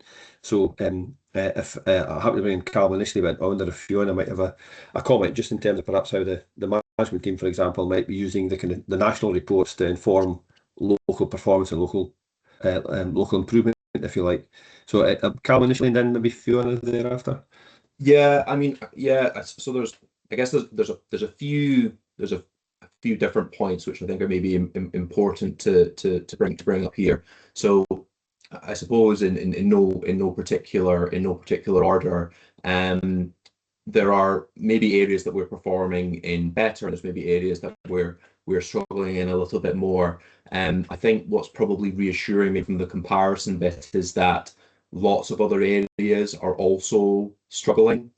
So if we are seeing sort of degradation in particular areas of performance, this isn't massively out of kilter in terms of what we're seeing in the national picture, because most places are seeing rise in demand, most places are seeing constraining financial situations. So that's, I think, maybe just a point of reassurance. The second point would be that there's a variety of different ways that this information is used to inform service delivery. Also, for the purposes of time, I can't go through it, but just an example, I've been linking in with the primary care team around some of the feedback that we've been getting specifically about people's views around general practice, for example.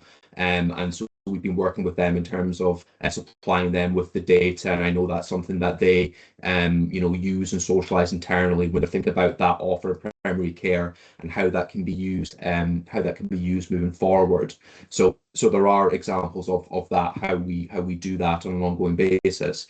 I think there's probably a third point which I can say, and then maybe linking with Fiona, and this probably links into the performance framework kind of overall, if you like. It's really difficult to try and get an overall picture of performance and how we monitor performance in an effective way. And there's a variety of different reasons for that. As we mentioned, the national picture requires an awful long period of time to make sure that the data is validated and it's correct. Essentially, we know we've got different challenges with the quality of data, and again, that's not something that's unique locally. So I think there is variance between different areas in terms of how they do that on a local basis, but one of the things we're trying to do in terms of that performance review is have a really good overview and a really good oversight as to what does our performance monitoring look like across the piece, and what processes can we put in place to try and improve that and make that more robust moving forward. So it's a really challenging landscape, I think, to do it well, but there are multiple examples of how we're using that locally anyway. Fiona, I don't know if there's anything you want to add on the back of that. Yeah, thanks, Callum. And it's a fair challenge. So I think So we can look at it nationally. So some of the data that we get nationally, it's delayed, it's a year, or it's only ever collected every year. So it's annual, or sometimes it's twice every second year before we get the data. So that's one of the challenges. I think in Aberdeen City, it's something we've been doing a lot of work over the last year. As we've got more digital systems, it's easier to get the data out, and hopefully you could see that in the annual report. That sometimes it's been difficult to say what have we done in the last year with the money. So, but we can now comfortably say we support about 10,000 people. Our community nurses support about 10,000 people in their homes every month. You know, we've got over 100,000 GP appointments every month in Aberdeen City. So we've shifted, and I'm hoping Anne MacDonald would agree. We weren't able to give you that information in the past, but we can now give you that information with confidence because we've now got electronic systems that give us the data. So I think there's the national data and the timelines with that. There's the local data that we're getting better at. If you ask my team, don't mention performance review now, because I'm continually going on about we need dashboards, we need get better data because we need to know what we're doing. I think there's much closer alignment over the last period of time with the council and how we're using our data intelligently, and all the LOIP. So obviously the new LOIP has just been agreed for Aberdeen City. And I think one of the things that's really startling for me is still that life expectancy difference between area of deprivation and not. And that's absolutely one of our key drivers for the LOIP. We want to narrow that gap. So I think over the next 10 years, that is absolutely our ambition, is we want to see that coming down. And we've got a 3-year and 5-year targets for that, because 10 years is too far away for me and for everybody else that sits around the table. So I think we are trying to be much more we're improving how we are getting our data. We're improving our confidence in the data we've got. And I think there's much more collaborative working about how we use the data that we do have to make sure that we're making the changes to the system. Is that helpful, Richie? Yes, thanks. Sorry, I took your question and ran with it in a much broader way, but come back to you, Martin. Yeah, thanks. I mean, the interactive performance monitoring tool, I mean, that and the use of Power BI is really important. So I'm confident that all of the information that's gathered, all of that data will go in to the process and help to understand how we can shape and change delivery of services as we try to shift the care focus towards prevention and early intervention. So it's really important to get it right. It's a good way of self-scrutiny, using the data to check performance, make sure that we're matching actions and improvements with outcomes and so forth, and we're meeting our health targets. It's just that there is that sense of an overall sense of declining performance and declining satisfaction. So I guess our challenge is how do we continue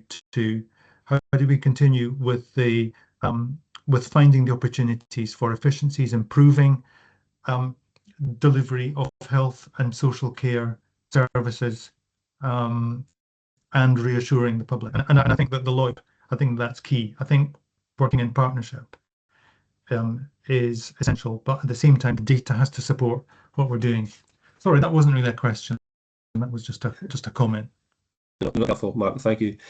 Just a suggestion. I'm conscious we've got a second paper on this same kind of territory, if you like, coming up next.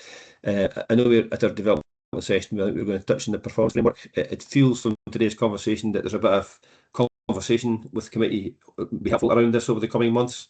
So again, perhaps we can take that off table, perhaps as part of the development session, and think about how that flows through. And I'm conscious the IGB will have itself, the board will have a kind of interest in this potentially as well. So it's just trying to get that balance right. I think as we kind of very clearly had reflected today about the kind of currency and the appropriateness of comparison information, and what that means for us in terms of service delivery. It's not just about the data, it's about the so what question. So how do we use the data to actually improve, enhance service delivery and do it in a sustainable way? There's tons of this kind of topic area.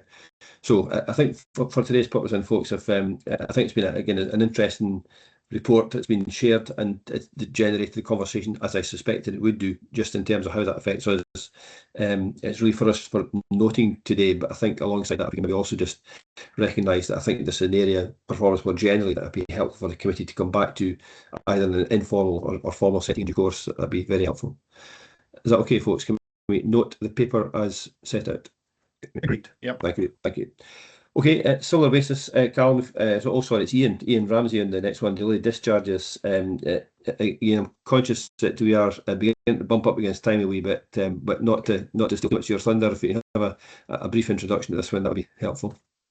Thanks, Richie. Just very briefly, this is the Audit Scotland report on delayed discharge for 2025.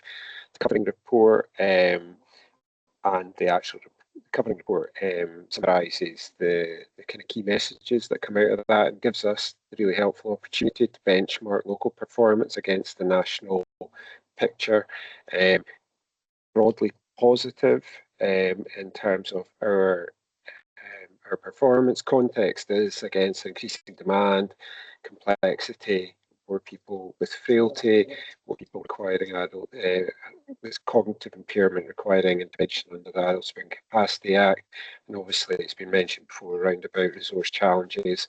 Lots of emphasis locally on innovation and collaboration, working as a whole system. But of course, innovation, we've done some work, it's covered in the report around about discharge to assess, hospital at home. The key thing with delayed discharge, and most people know this, it's about granular, it's about absolutely working at a very kind of micro level to make sure that putting people at the centre and making sure that assessments are completed on time, resources are being found. Sorry, Richie, that was probably longer than I expected it to be, but I'll stop there. And just to add, Nicola McLean's here and very much the expert in delayed discharge if there's any questions. Yeah, of course. No, thanks, Ian, and welcome, Nicola. And again, I don't want to curtail any conversation or questions, folks, so please don't hold back if you do have a question on this that you'd like to pose or a comment you want to make. Martin. Thank you. The complex delays seems to be an area of particular challenge. I mean, we're seeing some real improvements. So what's the picture around the complex delays?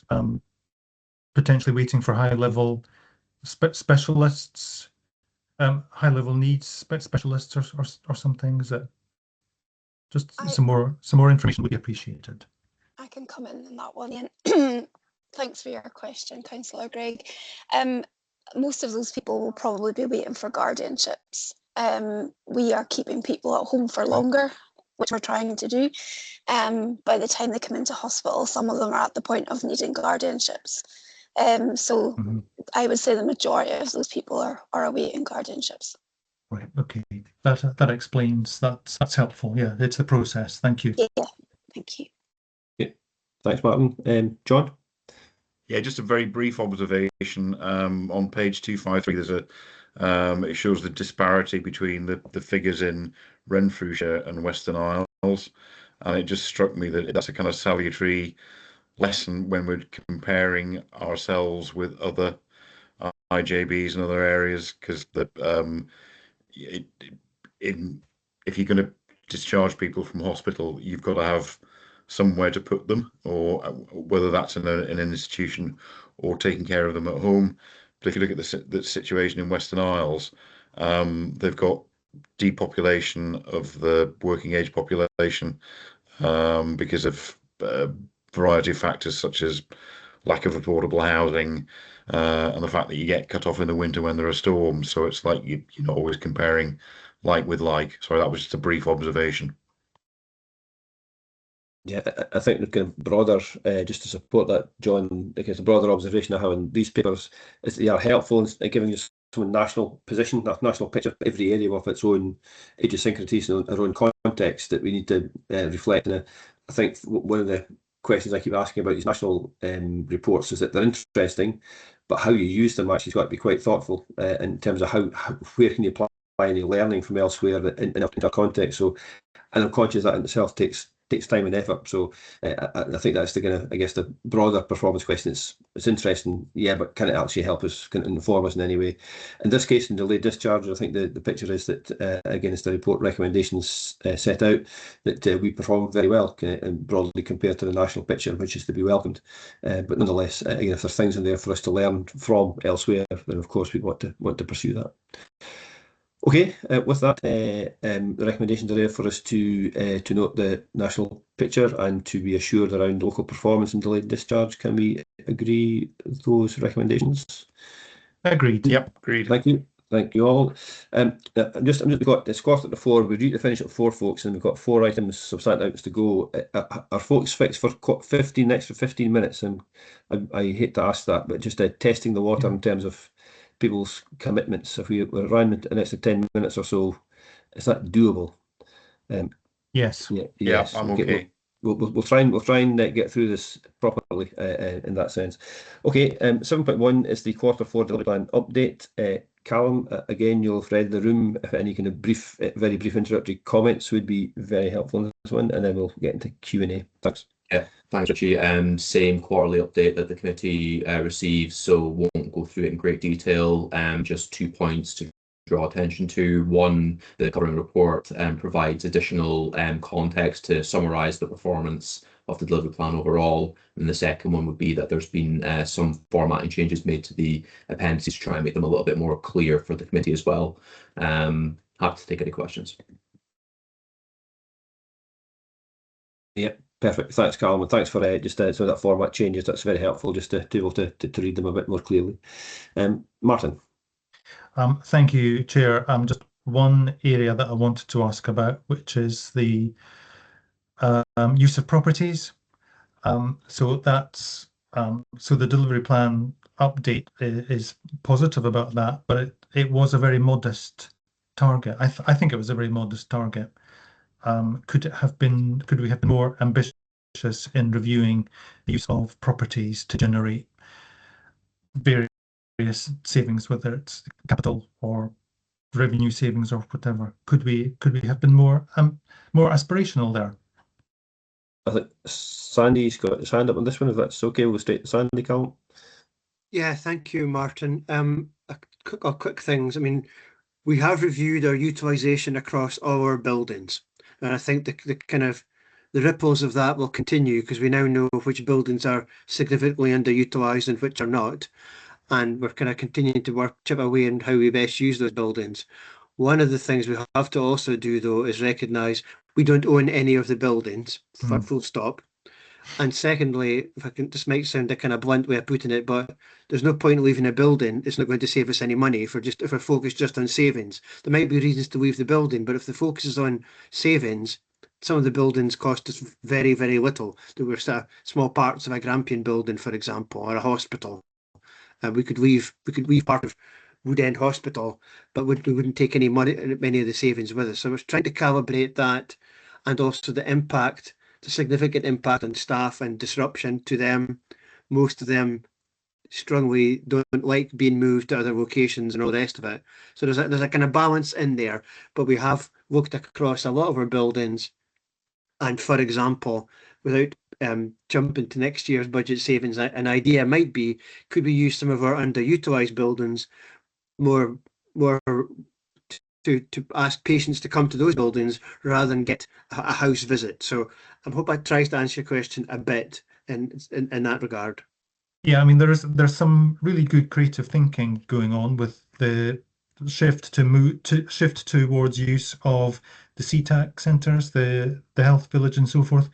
And yeah, I mean that's part of our aims of shifting the balance of care, of trying to prioritise early intervention and prevention, and allowing people to feel closer to their health service delivery. So yeah, there's a wider picture. It's not just about bricks and mortar. So thank you for that. Yep. Thanks both. Thank you. John? Yeah, just briefly, page 332 of the pack, just looking at the financial saving from management of staff vacancies, which financially is very good, hooray. But just looking for confirmation that none of that is taking away essential frontline roles is one of the question. Part two of the question is, and we're making sure that by leaving vacancies, we're not adversely affecting health and well-being of the staff who are remaining. Fiona? I will try. So yes, we have committed, John, that we will protect frontline services. So so we are certainly, I'm approving every vacancy if it's a frontline one, as long as they've considered, do they need it, can they reduce it, can they do something, redesign the post, then I haven't said no to any frontline posts, John, just to give you that assurance. Is our health and wellbeing being impacted? We, on a monthly basis, monitor our sickness absence rates. It had been improving, it has started to creep back up again. It's something that we're closely keeping an eye on. My objectives for this year, one of them is to improve our staff wellbeing, and I've kind of scribbled myself in my notes. I need to catch up with Sandy, because we're going to have a wellbeing action plan to try and improve our compliance, or trying to improve our staff wellbeing. I'm very conscious for the NHS side of the business. This is their wellbeing week this week, so there's lots of information being shared about what people can do to manage their own wellbeing, John. So I think there'll be a big push on that, and knowing Sandy's very active on social media, we'll be pushing that. But I think we've still got some areas for improvement, but hopefully we do all we can to mitigate any risk from a staff vacancy point of view. Thanks. Yeah, thanks. That's reassuring. I mean, we've had the conversation around this in the past, but it's kind of like an ongoing hobby horse for me. So, but thanks for the reassurance. Yeah, Sandy, do you want to add to that? Yeah, just a couple of brief additions to Fiona. Yes, it would be true if you asked 100 staff what's affecting your kind of well-being. Some of them, quite a lot of them, probably would talk about filling vacancies more quickly. They would say that. On the other hand, I can think of teams that I named just now, where I'm speaking to some of the managers that report to me, and most of the staff that are off sick are off with non-work related stress issues. You know, it's a tough old world. There's a lot of different things out there. So none of them actually work did not cause them to be off with stress. So there's a kind of balance, and there's no simple line in between the two. So, but both are fair perspectives, I think. Okay, thank you, Sandy. And Martin. Thank you. I wanted to ask about line 22, the sheltered housing redesign. There seems to be blockages or something there. What's the reasons for delay and for the red status? I'm not really getting a sense of a way forward in the narrative there. Anyone able to update the sheltered housing review, Fiona?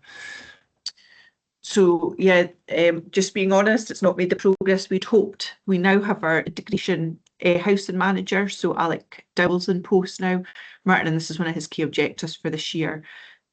So I think what we were doing is we needed to look at that longer term population need, as well as just looking at what the footprint is currently. So I think Alex, one of his key tasks is just to make sure that the decisions we make are going to be the right decisions for the next 20, 30, 40 years, not just for the here and now.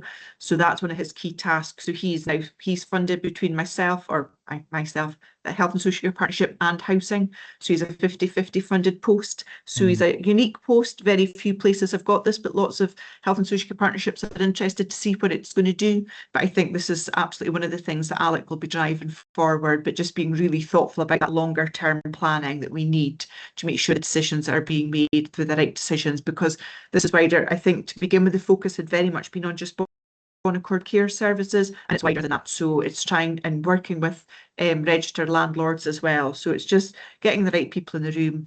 And as I say, it's now a key objective for Alec for the next year. So hopefully we'll make the progress that we've not been able to do. Thanks. Okay, thank you, because that's a really useful key position to be in, to be across the organisation. So some innovative, creative thinking should emerge from that integrative viewpoint. So thank you for that. Yeah, thanks for the question, Martin. And just a very brief point from me, just to confirm via Callum or Fiona, that there are clearly a number of incomplete actions in Q4 that will flow through, I presume, into year 2, which is the next report. Just looking for a confirmation that these just won't be, I guess, left to wither on the vane. They'll flow through into the next year. Callum. Yeah, as part of the transition between delivery plans, we do essentially an audit as to whether pieces of work are going to continue or be stopped, and the rationale for that. And that's a ongoing process at the moment, which is why some are completed and some are not. But yes, that's a process we're working through at the moment. Perfect. Okay, thanks, Callum. And in terms of recommendations for this one, we are asked to consider, note and consider the Q4 work plan summary, as we have done, and also that we're satisfied that the risk and delivery plan have been monitored and we are assured of the mitigations highlighted within the appendices. Can you agree that, folks? Yep, agreed. Good. Great, thank you. And on to then to the delivery plan, year 2 delivery plan. Again, over to you, Callum. Yes, thanks, Richie. Again, covering this paper for Alison. So very briefly, the paper sets out the progress that's been made in terms of developing the year 2 delivery plan and the process that's been put in place to this date. A high-level overview of the proposed actions is presented on page 342 of the pack, and we are looking to bring back a more detailed version of this to the August meeting, I believe it is. Happy to take any questions. Yep, thanks again for that, Callum, and I shall open it up. Martin? Thank you. Yeah, I think this is a really positive, carefully and well-structured plan. It gives us a really good overview, and it's got the sections divided into the sections. Just looking for an understanding of how we're going to monitor the delivery plan through the course of the year.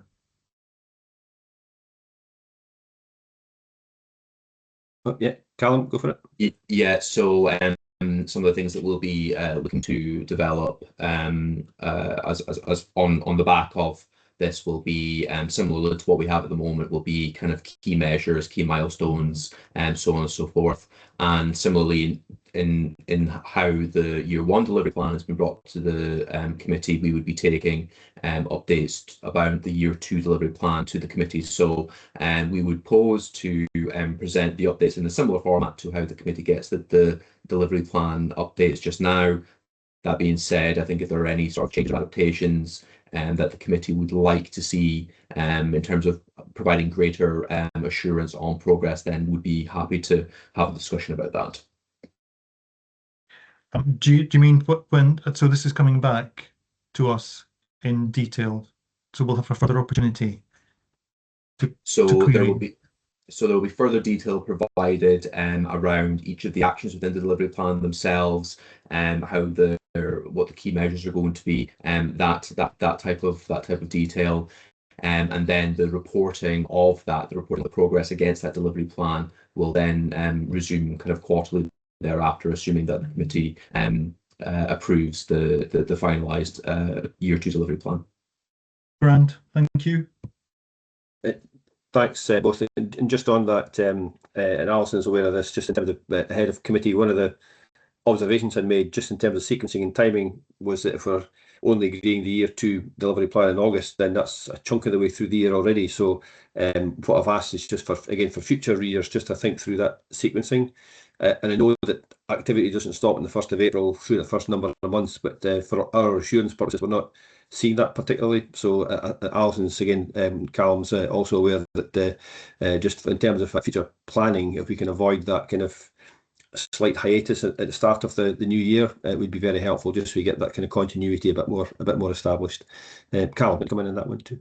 Yeah, so I guess I think that's a really fair point, Richie. I mean, I guess just as a reminder in terms of the context, we were slightly out of kilter, I think, to begin with around some of our planning due to the delays in terms of the strategic plan and when that was published. So that had a knock-on impact as to when we could produce our year 1 delivery plan. And then with some of the financial challenges which have been well documented, that's kind of result in some delays to this as we kind of found out what that financial picture looked like.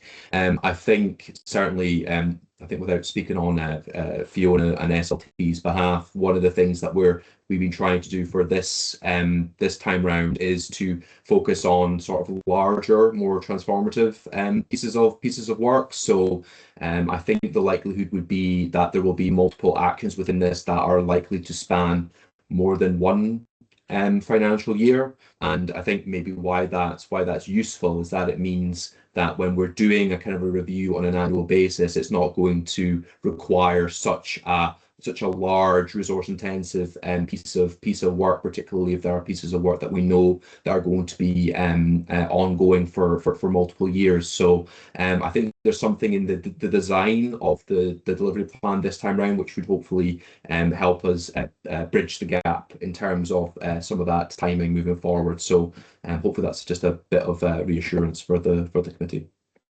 Yeah, that's helpful background, Callum. Thanks for reminding us of that, and that sounds like a good plan, again, looking forward.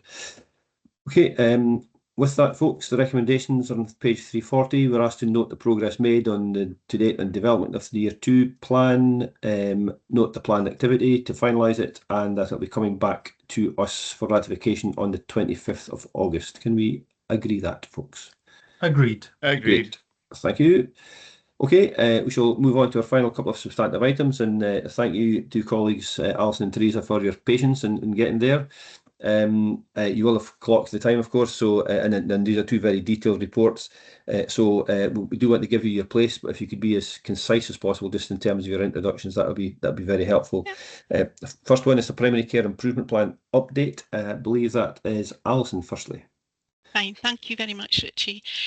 Okay, so the report today is an update report. So this is the Primary Care Improvement Plan, the PCIP. The plan has been delivered in terms of the initial objectives and in line with the MOU2 and within the Scottish Government funding that we receive. The work streams are reviewed at key points, and the Grampian PCIP review is in its final stages, with a report currently being drafted. The PCIP review is the first of its kind in Scotland, sharing good practice across the partnerships in Grampian and enhanced availability of data will assist in improvement work at local level, and there is a significant amount of data in this report. We are working on dashboards and ultimately will feed into a PCIP dashboard, so we'll have a dashboard for each of the work streams and hope to have some of that information in a dashboard available for the next report. And the work for the PCIP review and for the dashboards has been supported by LIST. I just wanted to mention that. In terms of our budget management, monthly meetings are attended by all workstream leads and our finance manager, where we review our position on an ongoing basis and for forecasting purposes. So actually a very brief outline of the report. Thank you very much, folks. Yeah, thanks, Alison. Very helpful introduction to a very detailed and helpful paper. Martin. Thank you, Chair. This report was a really good read. It's really excellent to see some of the good progress being made with some very innovative work. For example, with community link workers, that's very clearly helping very significantly. The first contact physiotherapy, it's going well. The vaccination transformations, looks like we're seeing more people, more patients getting involved and at earlier stages. So it's just under, I think it's just under 8 million for this year. We don't know if or what the funding for next year will be. I mean, we want to keep these clinical pathways going. So how critical is it for us to know ASAP the funding for 26, 27? So that we can sustain the good work. Yeah. So in terms of our allocation of funding, we're expecting it to come in quite soon, but the government will tell us when we complete our annual tracker that we should plan on the assumption that the funding will at least be the same. So we're able to then plan on that assumption. So we're not at a pause, we're not at a standstill, we're carrying on with the assumption that the money will be the same. Okay. That's helpful, thank you. You're welcome. Noting that a static position would probably be in real terms a decline, but all welcome, all helpful. So thank you. You're welcome. Thank you very much. Okay, thanks a lot, and thanks, Alison. Just as a general question, again for committee, overall, Alison, would you say that the work is broadly on track, or is there anything in particular you might want to flag to committee that might be a particular risk in terms of delivery or slow progress than anticipated? I don't think progress is slow. I think what we're doing now, and in the back of the PSIP review and all of the information that we have gathered, in particular around about the city, I think we're in a position where we're looking at making improvements. So it's improvement work. And in the report, it does make mention, for example, of DNA rates. It's a small thing, but we're doing a test of change now with CTAC based around the numbers that we've got for their DNA rates. So it's all around improvement work, I think, is what we'll be looking at, and how best we deliver and meet the needs of the population and support the practices. Yeah, perfect. Thank you. Emma, do you want to add to that? Yeah, I was just going to add to that in relation to the work Alison spoke about, sort of the PSIP review work.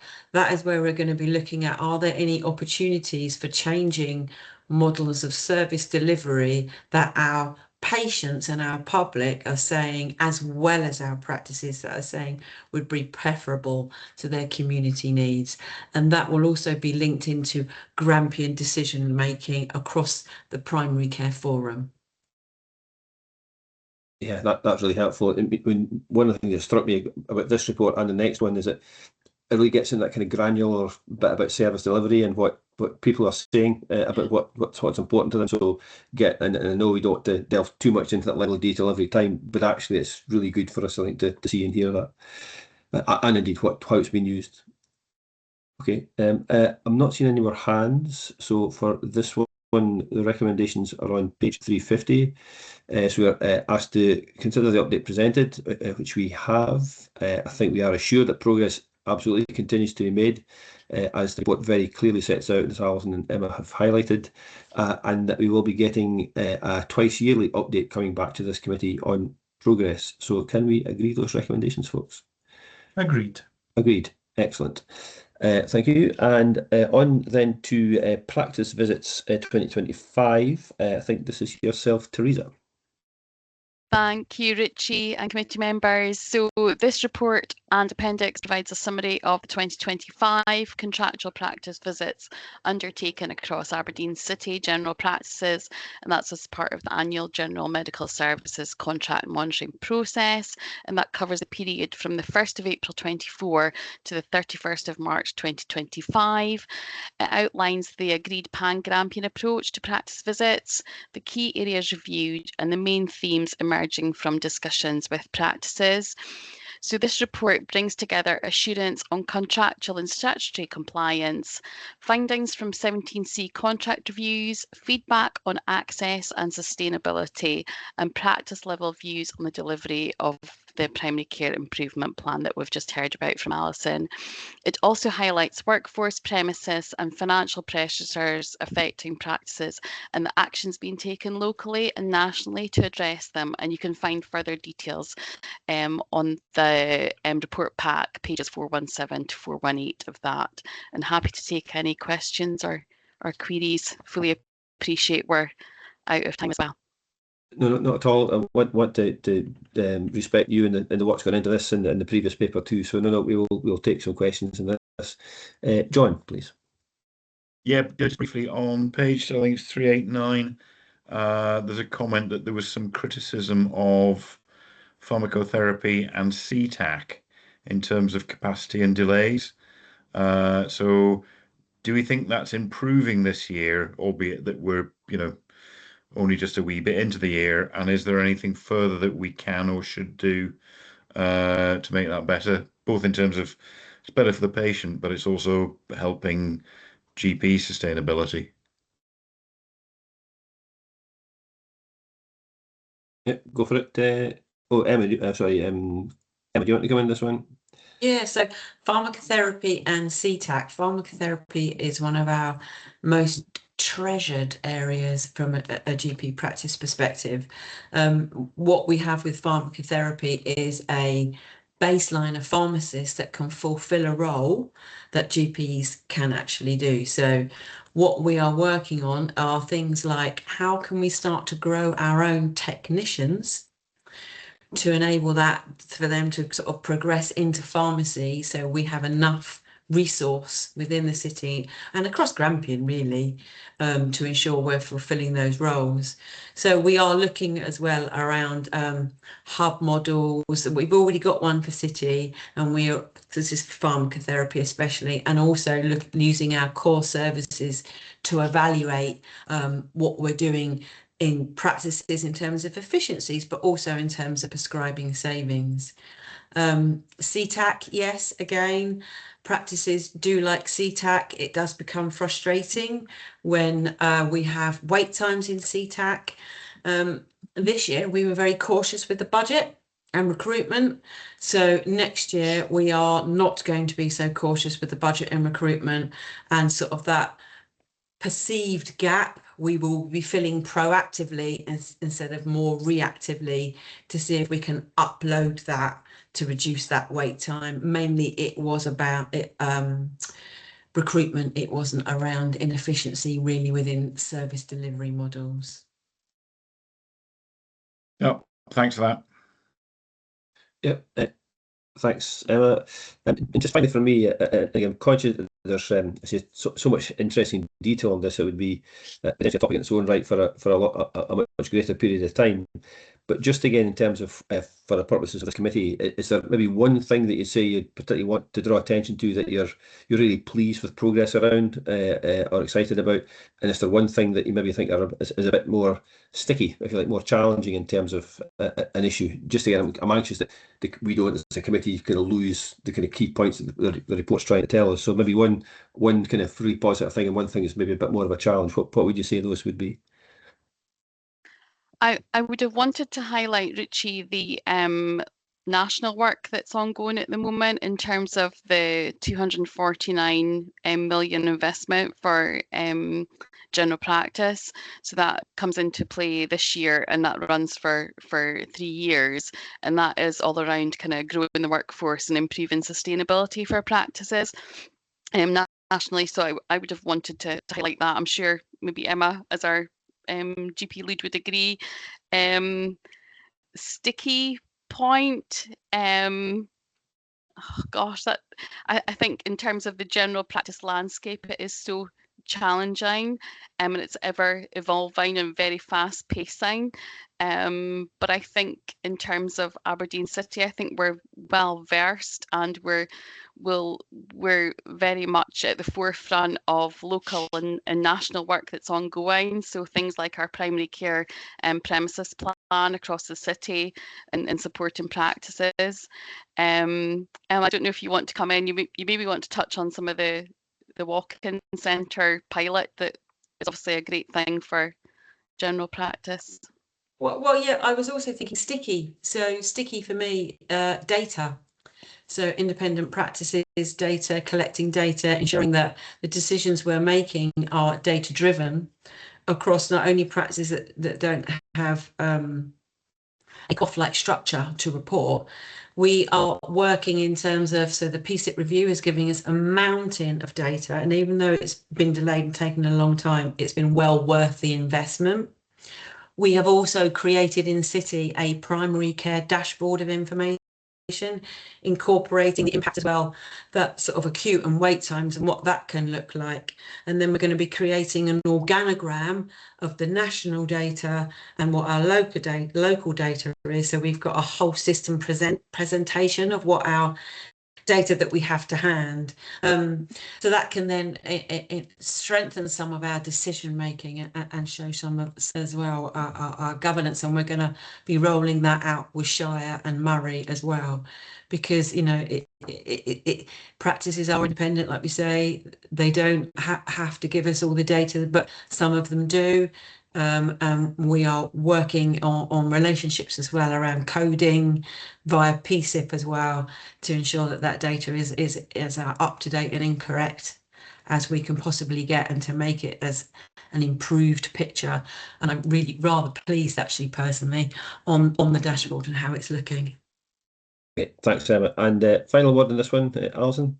Final word, Emma, you just mentioned it's taken quite a long time to get the PSIP review, but I'm happy to say that the draft final report just pinged into my inbox. So Perfect timing.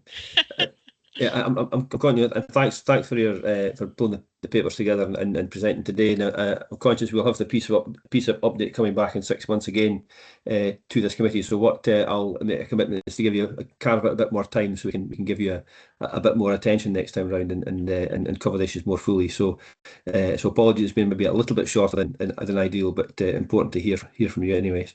So with that, oh Emma, sorry, let me come back.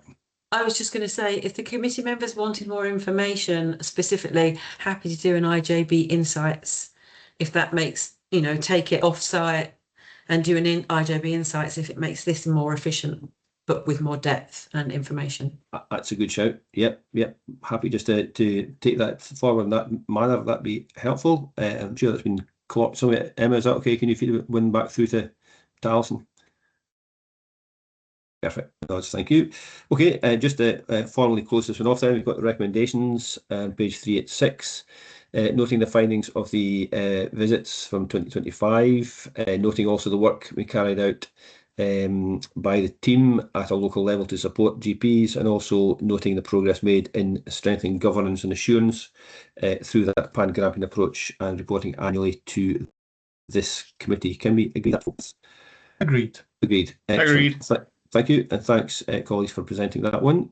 Final couple of items then, folks, for this committee. 8.1 items where the next two items are actually new items, just to make mention of in terms of our standard committees agendas before. This came through the governance process review. Items where escalation to the board is required. This just explicitly identifying if there are any. I've not seen any being identified today, so there are none to note. Which is fine. 9.1, we're asked to confirm that the committee we have received assurance from the reports presented in terms of the topics they have covered, and I think we have discussed them and received assurance accordingly. Just double check committee are in agreement with that. Agreed. Yeah, thank you. And the final thing is the date of our next meeting is the 25th of August. And we shall see you formally then and informally in July at the development session. But with that, sorry it's been a little bit longer than planned, but I think we wanted to give some due diligence to the various reports and the authors, so I think we've done that today. So thanks everybody for your inputs and contributions, and we shall catch up with you soon. Thank you. Thank you. Thank you. Bye. bye. Bye.